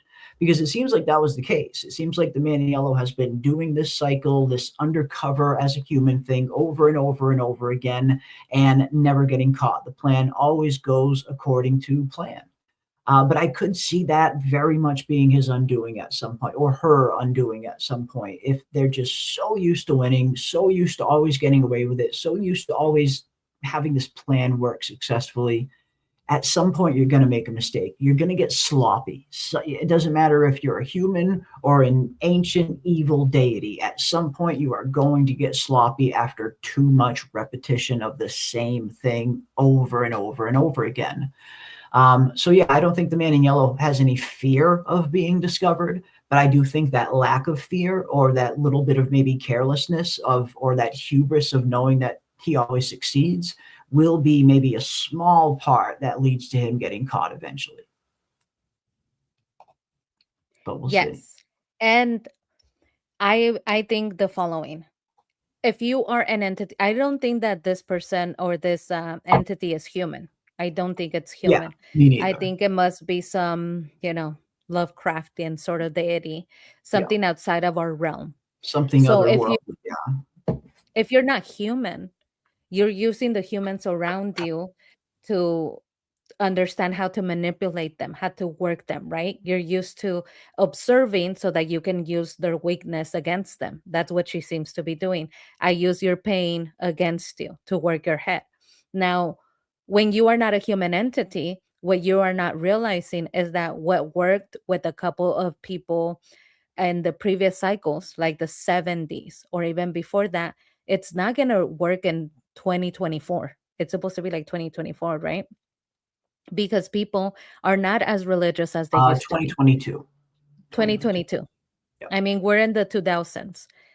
It's not going to work. So the same tactic that you use for the 1500s, 1600s, Yes. and you have been adapting, Good point. eventually Got people to adapt. lose that tie to religion. So you Yep. may have been easily able to work the people in the 1970s, but in 2022, Yeah. you get a lot of people like Mariel. You get a lot of people that have Mm. different ways of living, different Yep. ways of thinking. And with different ways of living and thinking, they create communities that are different from what you're used to because you're Yes. not even human.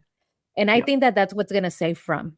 What's going to save from is that before, all of the people in the community, they must have been selfish or thought about things in a certain way.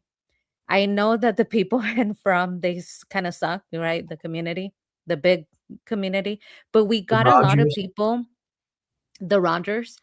We have a lot of people in the community that are loving, that have created a sort of family. We have Donna, who created that big house where a lot of people, embrace each other in their different ways, right?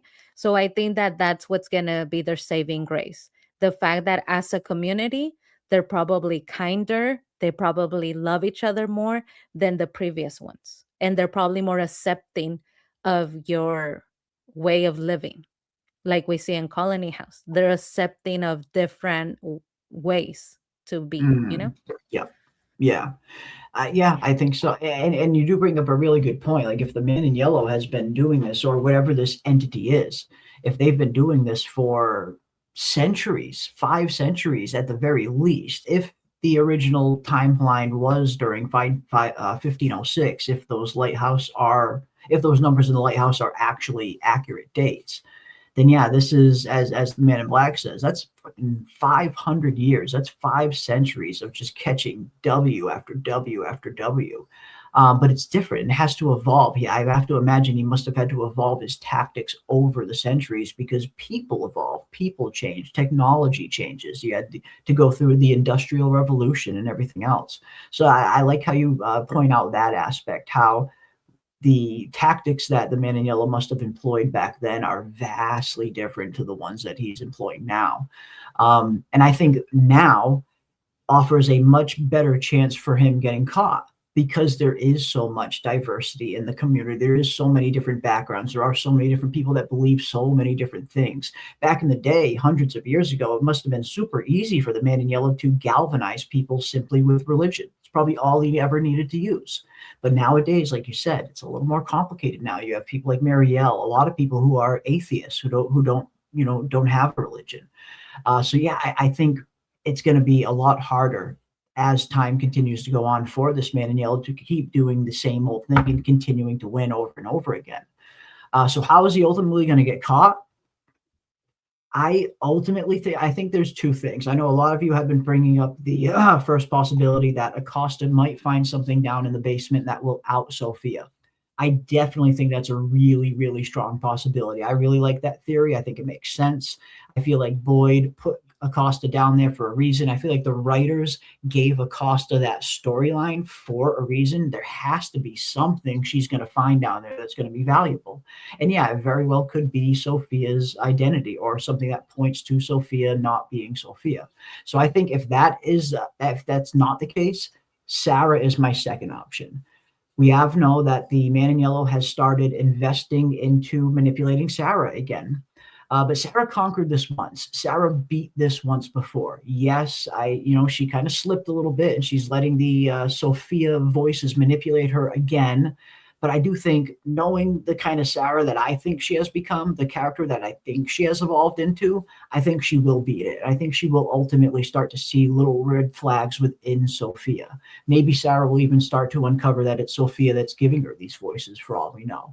But those are the two things that I think are going to be the most likely in terms of outing Sophia as not being Sophia. If Acosta doesn't find something in that basement blowing up her cover, then I think Sarah could be one of the earliest characters that could notice something off about her, especially if Sophia is going to be spending so much time trying to manipulate Sarah. Sarah might have an opportunity to catch something.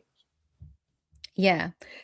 I'm a little disappointed with my Sarah. You know, I Me love my too. girl Me Sarah, but too. I'm a I little know. disappointed when Me it too. was like, if you don't do this, I'm going to hurt somebody you care about.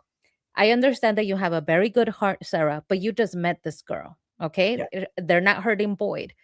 Sarah really cares for Boyd because Boyd has supported her through a lot of what has happened. He was not hurting Boyd, was hurting just this girl that you just met, and you have Yeah. seen a lot of people come and go, including your own brother. So why did you think it was worth it to do what you did with that water? For Anyway. all you know, she tripped into the pool on her own. Like, come on, Sarah. I'm disappointed with my Sarah because, you know, she had a storyline that seemed like she understood exactly what the voices were. I mean, she took Elgin's Yeah. eye out. Yeah. You know what I mean? And then she all of a sudden gets pulled back in. So a little disappointed with Sarah. I, my money is on Mariel now because the way that Marielle's a Mariel good one. reacted, Yeah. Yeah. and Julie, Yeah. those are the two people Julie that have too. had Julie's interactions story with walking. her, and Yeah. they don't walk away from it saying, "Oh, that girl is so sweet." They walk away saying, "Fuck this girl, like she is horrible." Yeah. So Yeah.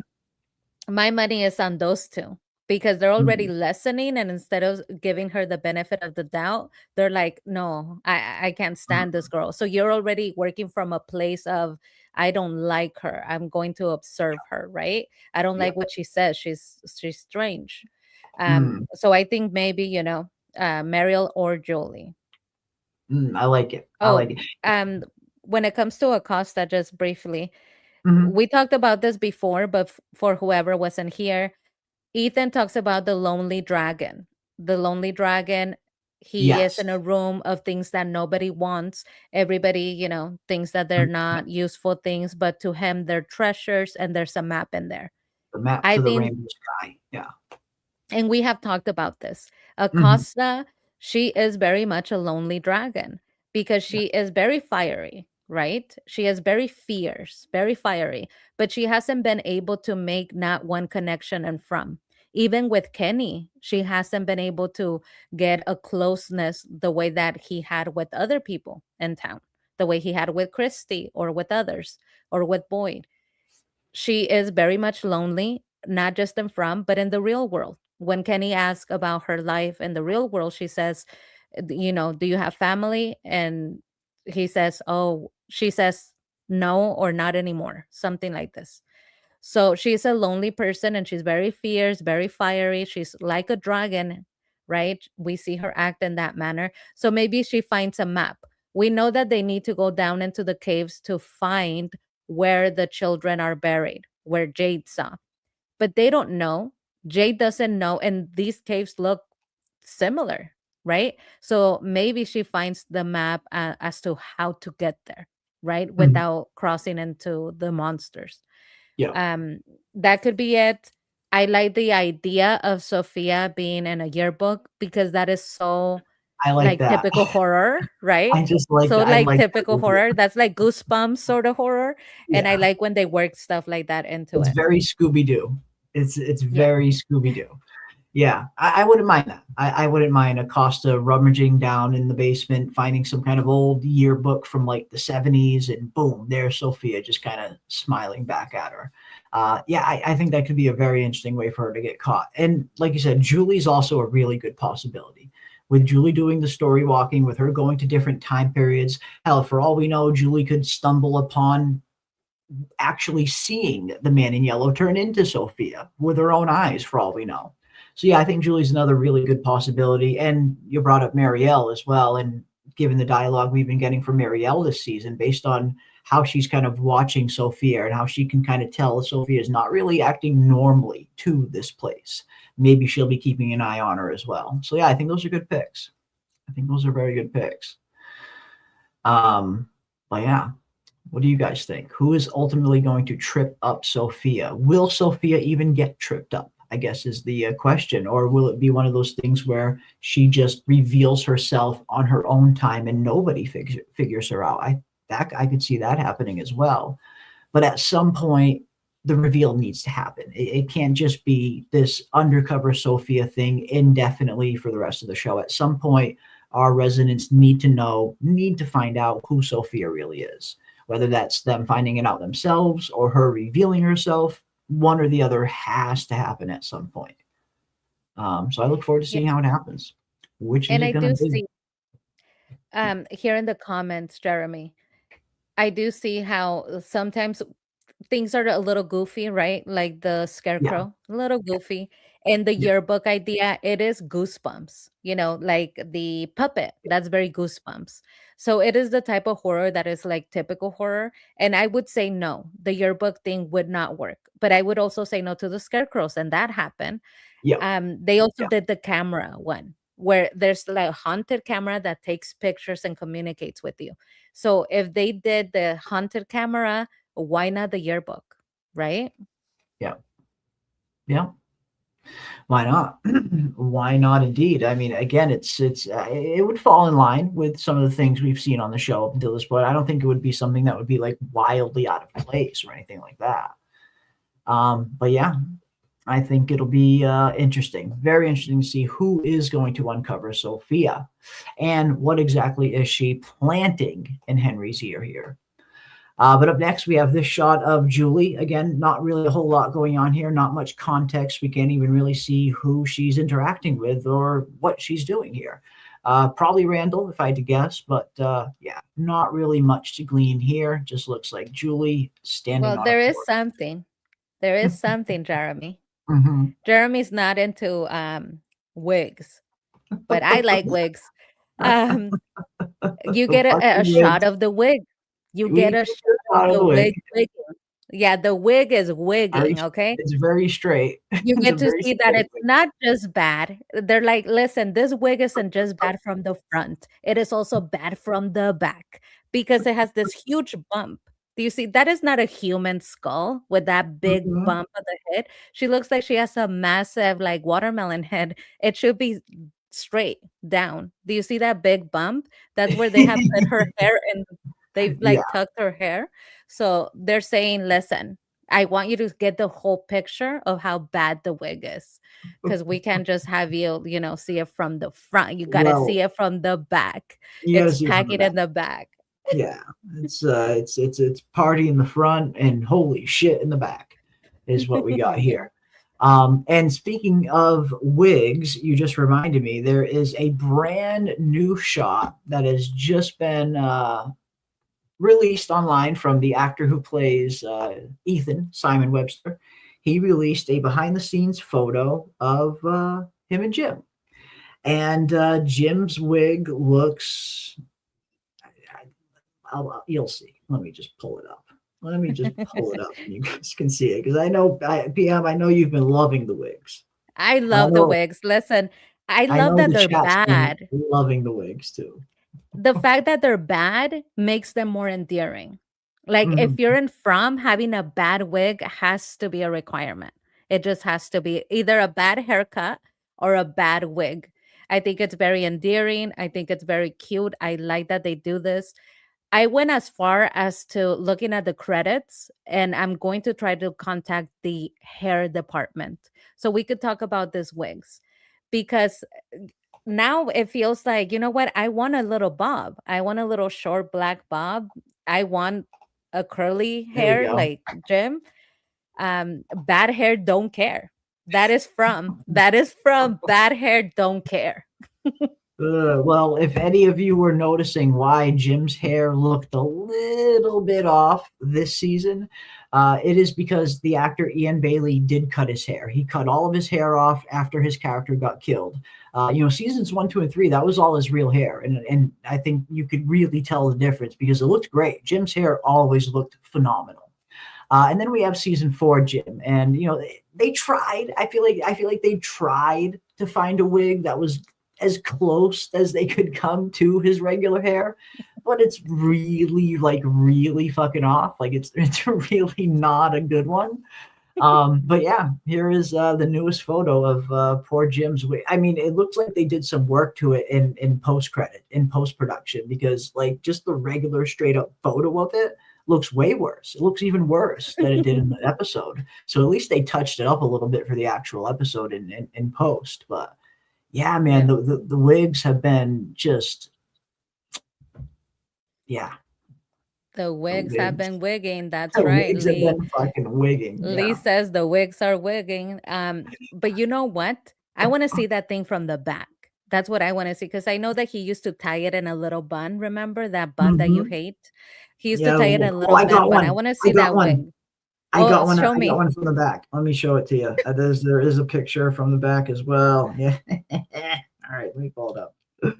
It's all the shovel. They did my Jim wrong. He always Jim had wrong. amazing hair. He put mousse in that hair. It was like nice and not frizzy. This wig is the frizziest wig I've ever seen. And the color is off too. He had like the color's off, yeah. You know when? The color on his wig should have been what Julie has.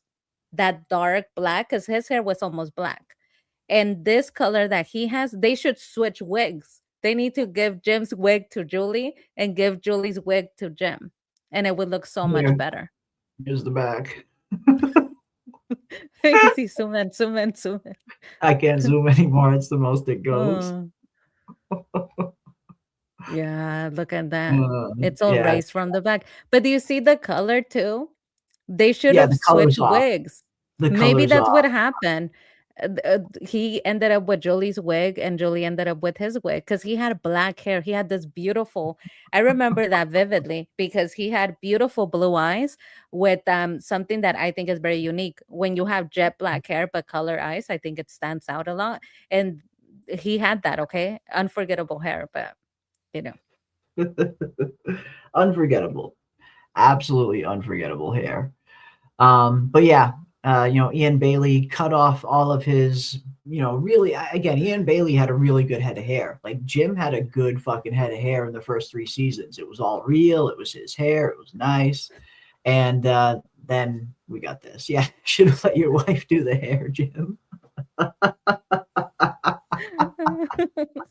Oh my God. Mullet Rihanna in the front and Beyonce in the back.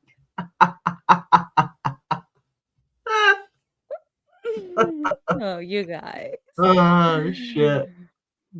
You guys are fucking the best. I love it. Hoodwigs. Okay, who do you guys think has the best hair in From? So we talked about the worst. You know who I think has the best hair? I've always liked it. I think it looks even better when it's grown out. I think the best hair in From, Mariel. I really like those little money pieces. That's what they call them. Streaks? The young kids call them money pieces, the blonde streaks. Okay. Now that they're grown out, they look even better. Her hair is really nice. I think she has the best hair. Who do you think has the best hair? Jade's got nice curly hair. I mean, it's a little frizzy and unkempt, but if you were to actually like keep up with it, Jade would have like some really good hair, I think. Yeah. Jade has nice hair. That's true. Yeah, Sarah's a good one. I mean, it's super frizzy because she just doesn't do anything with it, but like you see how like straight and super long it is. Sarah's got fucking long ass hair. Yeah. I love how you clock the frizz. They say most men don't pay attention to hair, but here's Jeremy clocking. That is frizzy. She needs to put something in there. I'm glad I do my hair. Sophia has nice hair. We got a few for Fatima. Christy's got the best hair. One vote for Christy. Oh shit! One vote for Christy. Randall. Randall has, yeah, I like that haircut. Randall is keeping it tight, Randall keeps it all nice and over. tight, nice and He tight. He's keeps got his that buzz body. cut. He, He's got yeah, that but buzz cut. also he's like making sure to keep his hair very short, and he works out. Mhm. So he's like, listen, when I get out of From, I still need to date, so I need to be ready. Okay, presenting Yeah, myself as my best. yeah. No, Randall's hair is definitely elite. Yeah, you are 100% right, TCP. I mean, I like Randall. I think Randall's evolved into a really fun character. I like the storyline that he's been given this season. Him and Julie, kind of experimenting with all this story walking. Randall's really evolved into a fun character. Like whenever he's on screen, I really enjoy him on screen now. Not that I ever didn't enjoy him on screen. Like I just enjoy him on screen a lot more now. He's really turned into a fun character. And yeah, I Yeah, mean, he just he keeps that shit nice, and you can tell he's been keeping it nice and short. But he just comes off as that kind of almost ex-military type. yeah. But yeah, I like Randall. I think Randall's I become a like a really fun short hair. character. I like Me men with too. short hair. Yeah, short hair Um, is the I like best. your hair. You keep your hair like Randall's. Yours Yeah, is always so. this is Your as hair's long as nice. you'll ever see my hair. Like I'm due for a haircut right now, but this is as long as you'll ever see mine. Usually, yeah, I like to keep Yeah, mine nice and short, nice yeah. and short. But a lot of people like Sophia's. A lot of people are liking Sophia's Sophia's hair is as really well. pretty, and I think that Mm. might be natural coloring. I think she might be a what do they call the redhead She's a people? redhead. Yeah, I think A she's a redhead redhead people. naturally. But somebody said, I think Men in Black said Tabby. Tabby has nice hair. And Mhm. something about Tabby, she got those highlights redone. She was in a Netflix movie, so I think they might have redone her hair. But she came back to season 4 with refresh highlights, and I clocked it. I was like, Tabby, where are you getting? Because Mariel's money pieces are growing out, but your hair is freshly highlighted. Yeah, and Christy has the Joan Jett special. She does. Christy needs to go bald. Oof. Poor Christy. Poor Christy's never gonna live that down. Never gonna live that down. Khatri. Uh Heather says Khatri has good hair.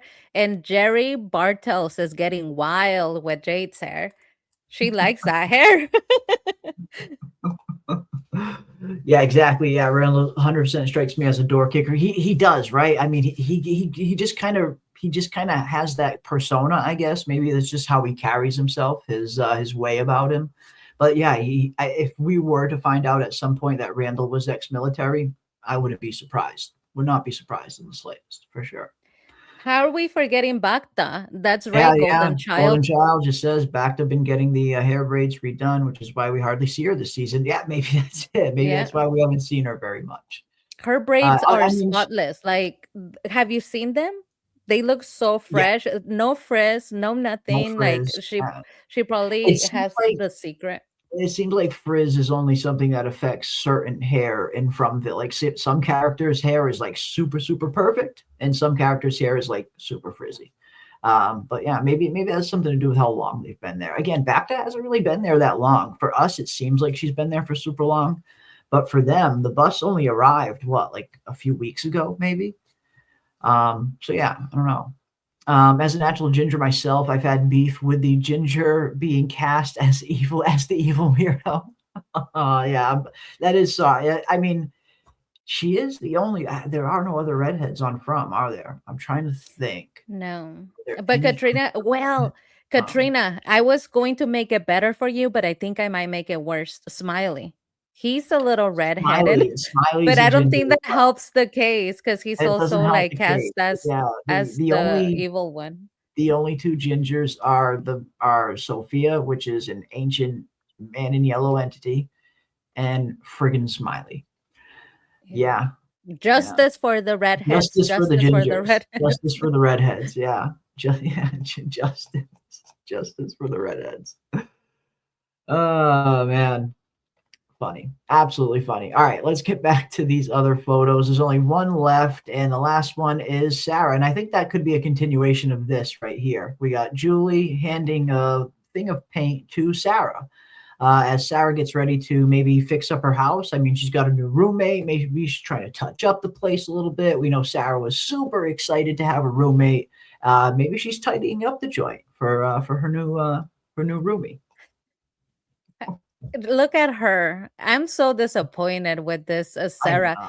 She is painting the room fresh for Sophia. Remember, bad things happen in Sophia's room. This is where that woman exploded after she fell asleep when it was cicada season. Do you Yeah, recall? I She do. exploded from the inside. It was all over Paula, the walls. Paula, right? Yeah. Yeah, so she's trying to cover up Paula's blood, right? Paula's And make it blood. nice and fresh for Sophia. She is so sweet, but once again, I'm disappointed. Look at her. I'm like, Yeah. girl, you're painting the room for the man in yellow who has been Oh torturing man. you all along. What are you doing? She's Uh, sweet though. I think it shows you that deep down she's a sweetie. But also, I'm interested because guess who's helping? Julie. Julie. Julie Yeah. doesn't like Sophia. Why is Julie all of a sudden helping get Sophia's room in order? Is she maybe I going don't know. to I want don't to? know. It's the only other teenage girl. Is she gonna want to maybe become friends? Maybe, or maybe Julie just sees it as helping Sarah and not Sophia. Maybe. I don't know.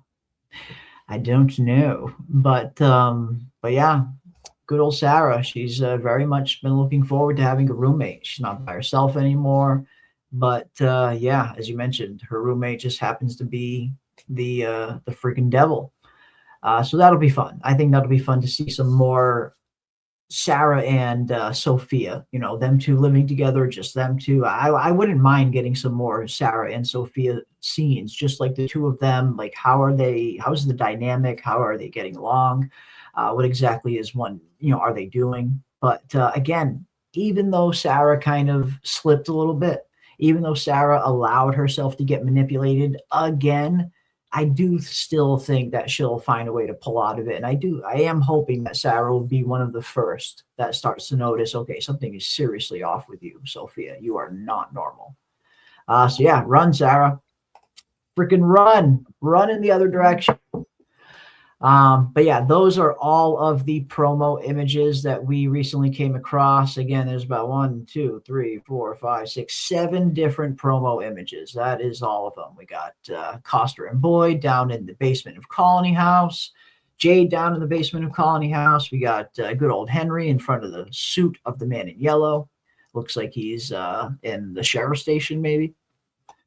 We got good old Marielle and Christy patching up. And again, as someone mentioned in the chat, that's right. We got one other redhead on the show, the one that got her face burnt by the doll.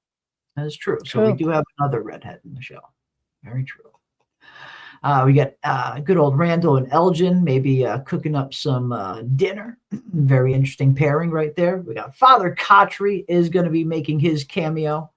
And of course, we got Sophia and Henry at the bar. I'm definitely looking forward to seeing this scene. I get the feeling this is going to be an interesting exchange of dialogue. I'm hoping to get here between these two characters. Then we've got Sarah and Julie painting up the joint. There we go, guys. The promo images for season 4, episode 6.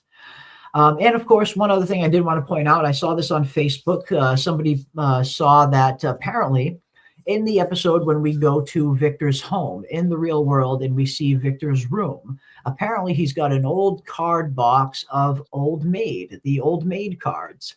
And someone pointed out how similarly they line up with a lot of the From characters and the monsters in particular that we've been getting on the show. So I thought this was kind of cool. I don't think it means anything deep or anything like that. I just thought it was an interesting kind of correlation that a lot of the characters that we're seeing on the show are seemingly represented in these Old Maid cards. We got Scary Harry, which could be Smiley. We got Ballet Betty, which could be our ballet. We got the Japanese girl, the geisha girl, and of course we got the kimono creature. We got Careless Carrie and the Waitress Diner, even the same color. We got Dapper Danny and the old weird magician kind of there, same suits, a little bit different there, but that's the closest one I could find that matched this. We got Lasso Louie, of course, the cowboy. We got Milkman Mo, the milkman, and we got the cheerleader and the cheerleader. We also got Turpentine Tilly. I love Turpentine Tilly. I don't know why. I think that's a fucking great name. Turpentine Tilly. But some think Turpentine Tilly might not be Tilly, but that might actually be the Granny Monster. I suppose both kind of fit. Yes, it's Tilly's name, but it looks a little more like the Granny Monster just from the look. So yeah, it looks like the old maid cards are representative of a lot of our characters. And of course, how could I forget about Fiddling Fernando being our very own Jade? So yeah, old maid cards, very eerily similar to a lot of our characters here and from. Yeah. Very, very similar there. This was years ago. I try to remember everything, but obviously I don't.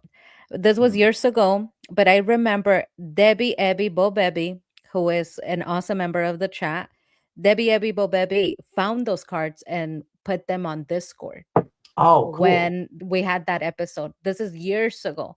And I remember she took pictures and matched them up. So credit to her because she was Mm. ahead of the curve And you know what? years ago. And you know what will Hmm. be interesting? As the show continues to go on, it'll be fun to kind of keep going back to the old maid deck and see what other ones are going to continue to kind of get represented.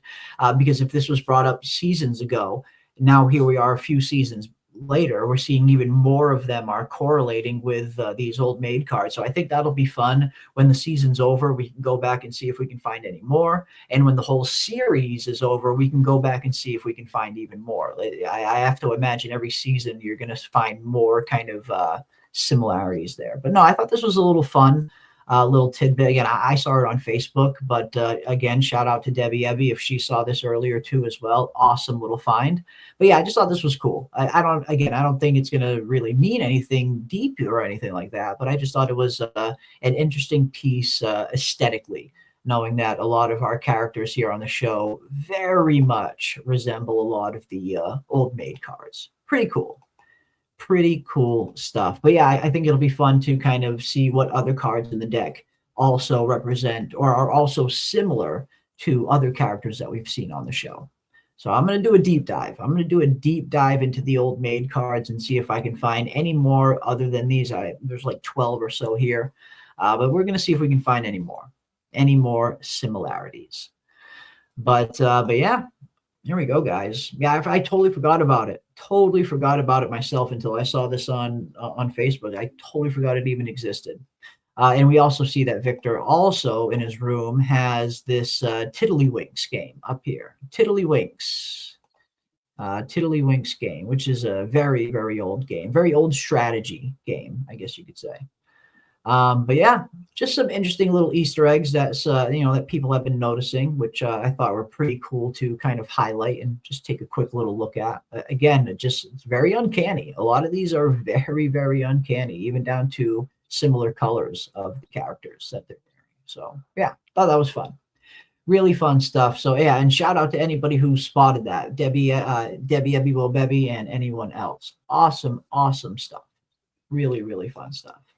But yeah, this is it's stuff like this that's fun about From. You never know what kind of stuff you're going to find in the background, what kind of aesthetically pleasing stuff might get thrown in there. Might not have so much to do with the overall narrative per se, but aesthetically, it's a fun little wink and a nod, I guess you could say.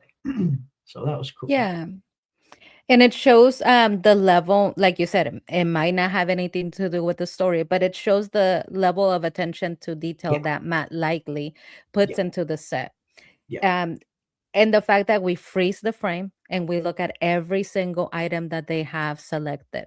Hmm. A lot of the stuff that they selected that I have looked up is vintage. So they will Yeah. date the actual clothing or they will date the item.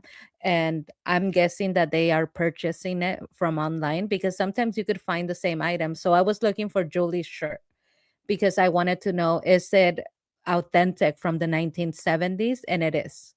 And the Mm, shirt that she wears when she travels, it has a map and boats. So the boats and the map are from the 1970s. This company that used to make map shirts. So they all mhm. had different types of maps. Hers happens to have boats, and it is the boats that sail to the Americas for the first time. So I Ah, thought, wow, the attention to detail, the fact that they chose a yeah. shirt that has maps, but it's also maps and boats of the first colonies and the people that sailed to the Americas. That's Mm, very specific. And it it is. happens to be from the 70s.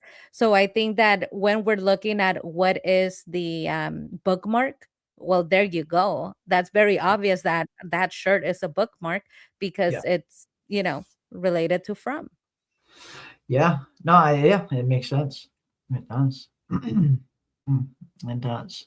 Yeah, I like it. I thought, and I did see a few other people asking, "Are we getting an episode tonight?" No, unfortunately, we're not. If anyone has not heard, it will be no new episode tonight. Unfortunately, they are taking a 1 week break, and yes, on the 31st next week, episode 6 will be available. But unfortunately, yes, there is no new episode tonight.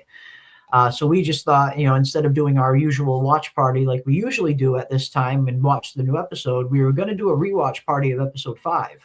And then right before we went live, PM found some awesome new images for episode 6. So we figured we would take a look at those and dive into it together with everybody.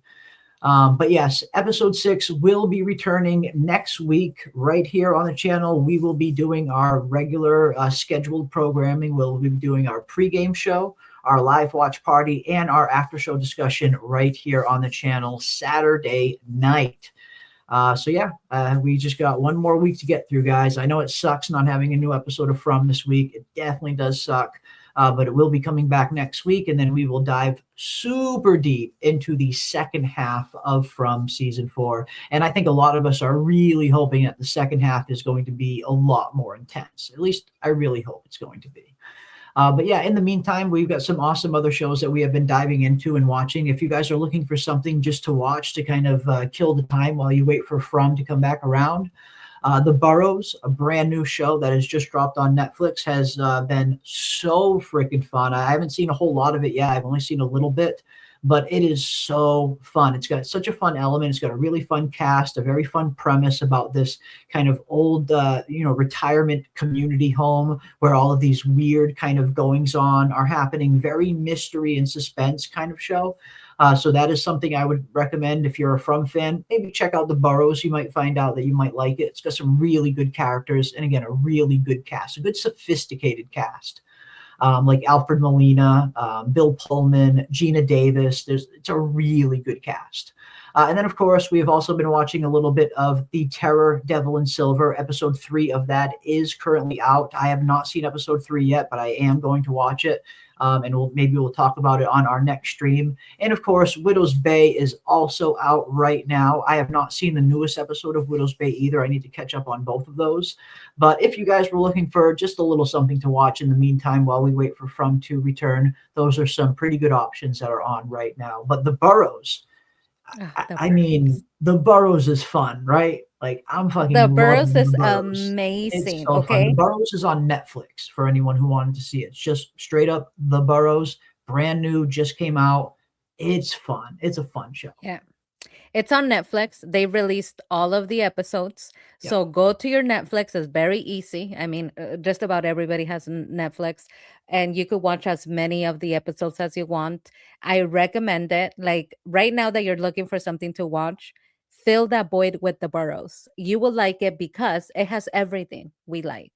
It has a mystery aspect to it. There's depth. So it has Yeah. emotional depth, but it's also hilarious. It's really It's funny. so funny. It's so You're funny. gonna have to figure out the mystery along with our little group of people, right? I love when they come up with a little gang of people that don't really know each other, don't really hang out, but then we get our gang just like in From. Yeah. If you like From, you're gonna like The Burrows because you're figuring out what the hell is going on. It is spooky, it is not of this world, so just like From, except Mhm. it's a little bit funny. It's what Widow's Bay was supposed to be. It Sorry. is. I know It Jeremy is. likes the show. I'm like, sorry. No, I told you I was a little I've been a little disappointed with Widow's Bay. Widow's Bay isn't exactly what I thought it was going to be in terms of them like really diving into the really rich lore and history of New England mythology. I thought we were going to get a little bit more of that. So it's a little disappointing we haven't been getting that on Widow's Bay. But no, Widow's Bay has been good. It just, for me, it's not great, but it's been good. It's been fun. I'm watching it, and I'll continue to watch it. But no, The Burrows, I think The Burrows is going to be super fun. Again, I've only seen the first episode so far, but it's really fun. It's got a really good cast, a really engaging story that kind of pulls you in right away. It's just fun. It's got that really good mystery aspect to it. Again, really good comedy. It's a fun little show. It is a fun little show. So yeah, I would recommend checking out The Burrows if you guys are looking for something to watch while we wait for From to return. But yeah, there we go, folks. There we go. Episode 6 will be returning next week. I know it sucks having a 1 week break in between, especially right when you get to the middle of the season, just when things were seemingly just starting to get really good on From. We get this break. So I get it. It does suck. I wish they didn't take the break, but we will survive it. We will get through it. We'll continue to dive into all things from season 4 while we wait for episode 6 to get here. I'm sure we'll do plenty of predictions and theory streams throughout the week. But yeah, get out there and check out The Devil in Silver. Check out Widow's Bay. Check out The Burrows. There's some really good other shows to watch to kill some time while we wait for From to return. I got to catch up on The Boys as well. I heard The Boys finale has come out. I know it's been getting received with mixed reactions, at least from what I've seen. I know the Boys finale has been kind of split down the middle in terms of the fandom, liking it and hating it. So I need to catch up. I got to catch up on The Boys. I'm like 3 episodes behind, so I'll catch up on that too as well. But yeah, we got some interesting things to watch while we wait for From to return in The Burrows and Devil in Silver. Devil in Silver is really good. I really enjoy Devil in Silver. That's a fun show. It's much more serious. The Burrows is fun, a good time. You're gonna laugh. There's gonna be a lot of mystery. You're gonna have to solve, right, the mystery as you go along. But The Devil in Silver, also a mystery, but that one is very serious. That one has no comedy. If ever there is comedy, it is accidental comedy, but not like From. I would say even From is more lighthearted than Devil in Silver. But still, it's great fun. I love it. And yeah, we're gonna survive. Like everybody's saying in the chat, we're gonna survive. We made it through a year. Yeah. We're gonna make it through a weekend. And before you know it, From will be back with double the answers, double the wigs, more fun, more wigs, right? More and more wigs. This is true. The wigs are coming in droves, I guess you could say. But yeah, no. Again, we got some good stuff to watch in the meantime. And yeah, this week we'll go try lickety split, right? We can do it, right? We can handle it. We can fucking handle it, right? Mm-hmm. Of course we can. I mean, if we can wait a year and a half, 2 years in between seasons, I think we can handle 1 week in between episodes, as unfortunate as it is. But yeah, awesome stuff, guys. And yes, as Kiwi Skirt reminds me, we have less than 30 freaking days away from House of the Dragon Season 3. Yes, Kiwi, I cannot wait for that. I am very much looking forward to House of the Dragon Season 3. After Season 2 was a little bit disappointing. I think at least I know a lot of us thought Season 2 of House of the Dragon was a bit disappointing compared to Season 1, compared to how good Season 1 was. So I really hope that Season 3 is going to be a return to form for House of the Dragon. So definitely looking forward to that. We'll definitely be covering House of the Dragon extensively here on the channel. And of course, Silo. We got Silo returning this summer as well. Only 40 days away from Silo Season 3. Love Silo, love that show, love everything that show is doing. We'll definitely be covering Silo when that comes around in less than 2 months. Well, month and 10 days, actually, I should say. So we got some good stuff. We got some really good stuff on the horizon to dive into on top of the second half of From Season 4. But there we have it, folks. That is going to do it for us on this fine Saturday evening. Next week, we will be back right here, same night, same channel, same time, with our pregame and our watch party show, followed by our after show discussion right here on the channel as well, as soon as we are done watching the new episode. And of course, if you guys have not already, get over there, subscribe to PM Philosophy's channel. The link to her channel is in the description of this stream. Check it out there. Head over there, give her a sub, check out some of her videos and the content that she'll be doing there in the future. And yeah, we will see you guys next week. Well, we'll see you guys before then, but until next time, the watch parties will continue 1 week from tonight. Should be Yeah, fun. and I will get to. I have so many ideas and so many half finished videos, you guys. I will You do get to some it. good ones. Some good I'm gonna ones. blame Jeremy. Jeremy just needs to leave me alone so that I can Yeah, get we're to gonna we're making gonna all give of them. PM a week off so she can just catch up on all of her videos. Give me Absolutely. a week off, Jeremy. Week off. You have all the time off you need. You know that. Come on. But yeah, no, you got some really good stuff that you're working on. I would love to see you finish some of those videos, and I think the chat would love listening to them too because you got some really good stuff you're working on. Some really good stuff. So yeah, if you guys have not already, get over there, subscribe to PM, check out her channel, and be on the lookout for her upcoming content. And yes, no episode today, unfortunately. They did announce last Sunday, and again, they only announced it in the actual trailer for episode 6. I feel like MGM maybe should have put out a bit of a broader statement because this is one thing I've been seeing all week. People not really knowing what's going on, people just finding out that the episode got canceled. MGM kind of dropped the ball a little bit on this one. If they knew that they were going to be taking a week break in between this show, that is something that they should have announced earlier. They should have made sure the fandom knew what was going on. Because yeah, even now, even a week later, we're still finding out that people had no idea there wasn't going to be an episode tonight. So yeah, MGM kind of dropped the ball a little bit in terms of letting everybody know what was happening. But yes, no episode tonight, unfortunately. They're taking a week break. And I've been hearing multiple different reasons. Some people are saying because it's a holiday. Some people are saying because of the show that's going to be premiering on MGM soon. But either way, yes, From is not new this week, but it will be returning next week. And we will be getting episode 6 and the rest of the season. But yeah, unfortunately, no new episode tonight, guys. I know it sucks. I know it freaking sucks. Yeah, it's just what They can you do? did put out an announcement, not to defend them, but if you follow them on like TikTok and Instagram, they put out a reminder saying, "Reminder, there is no episode today." Yeah, So and this they is did do that. yeah. No, I think they should have put it on their app though. Oh yeah. Maybe just a little something on their app, because I think that's where a lot of people look to. But again, it sucks. I know it freaking sucks. But yeah, there you go. You got some Grey's Anatomy to hold you over until then.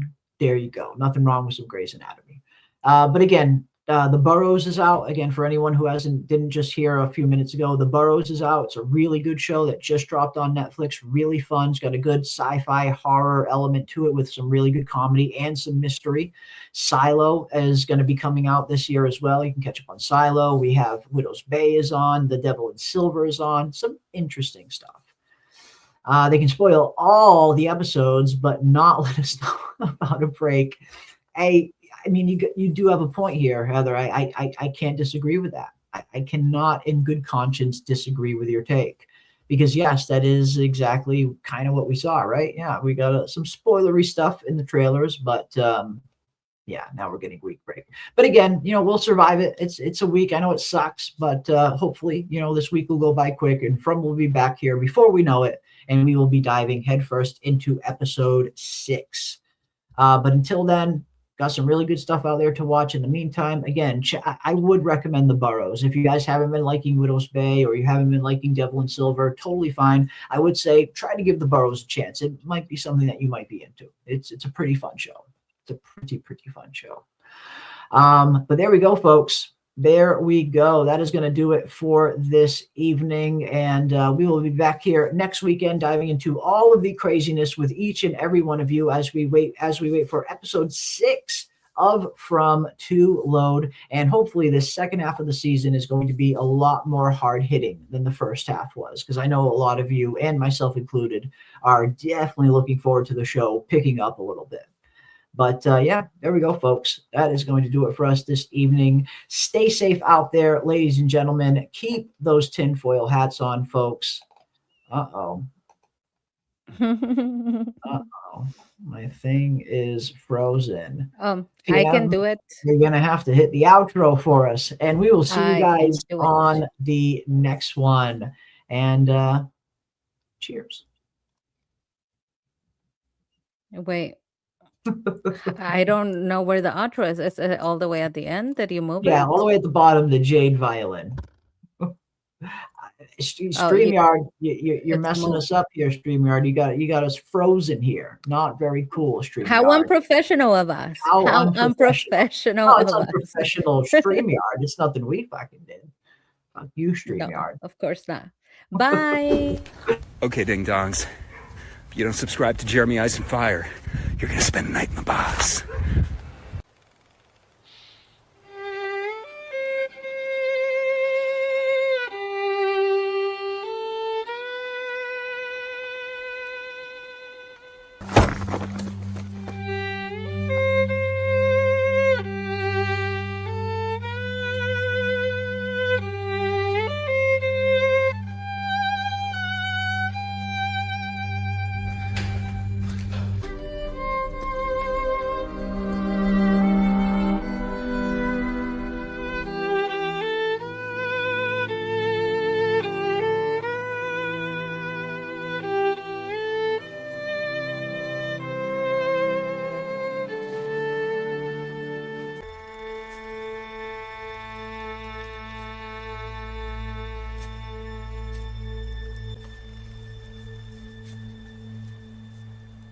I'm Cooey.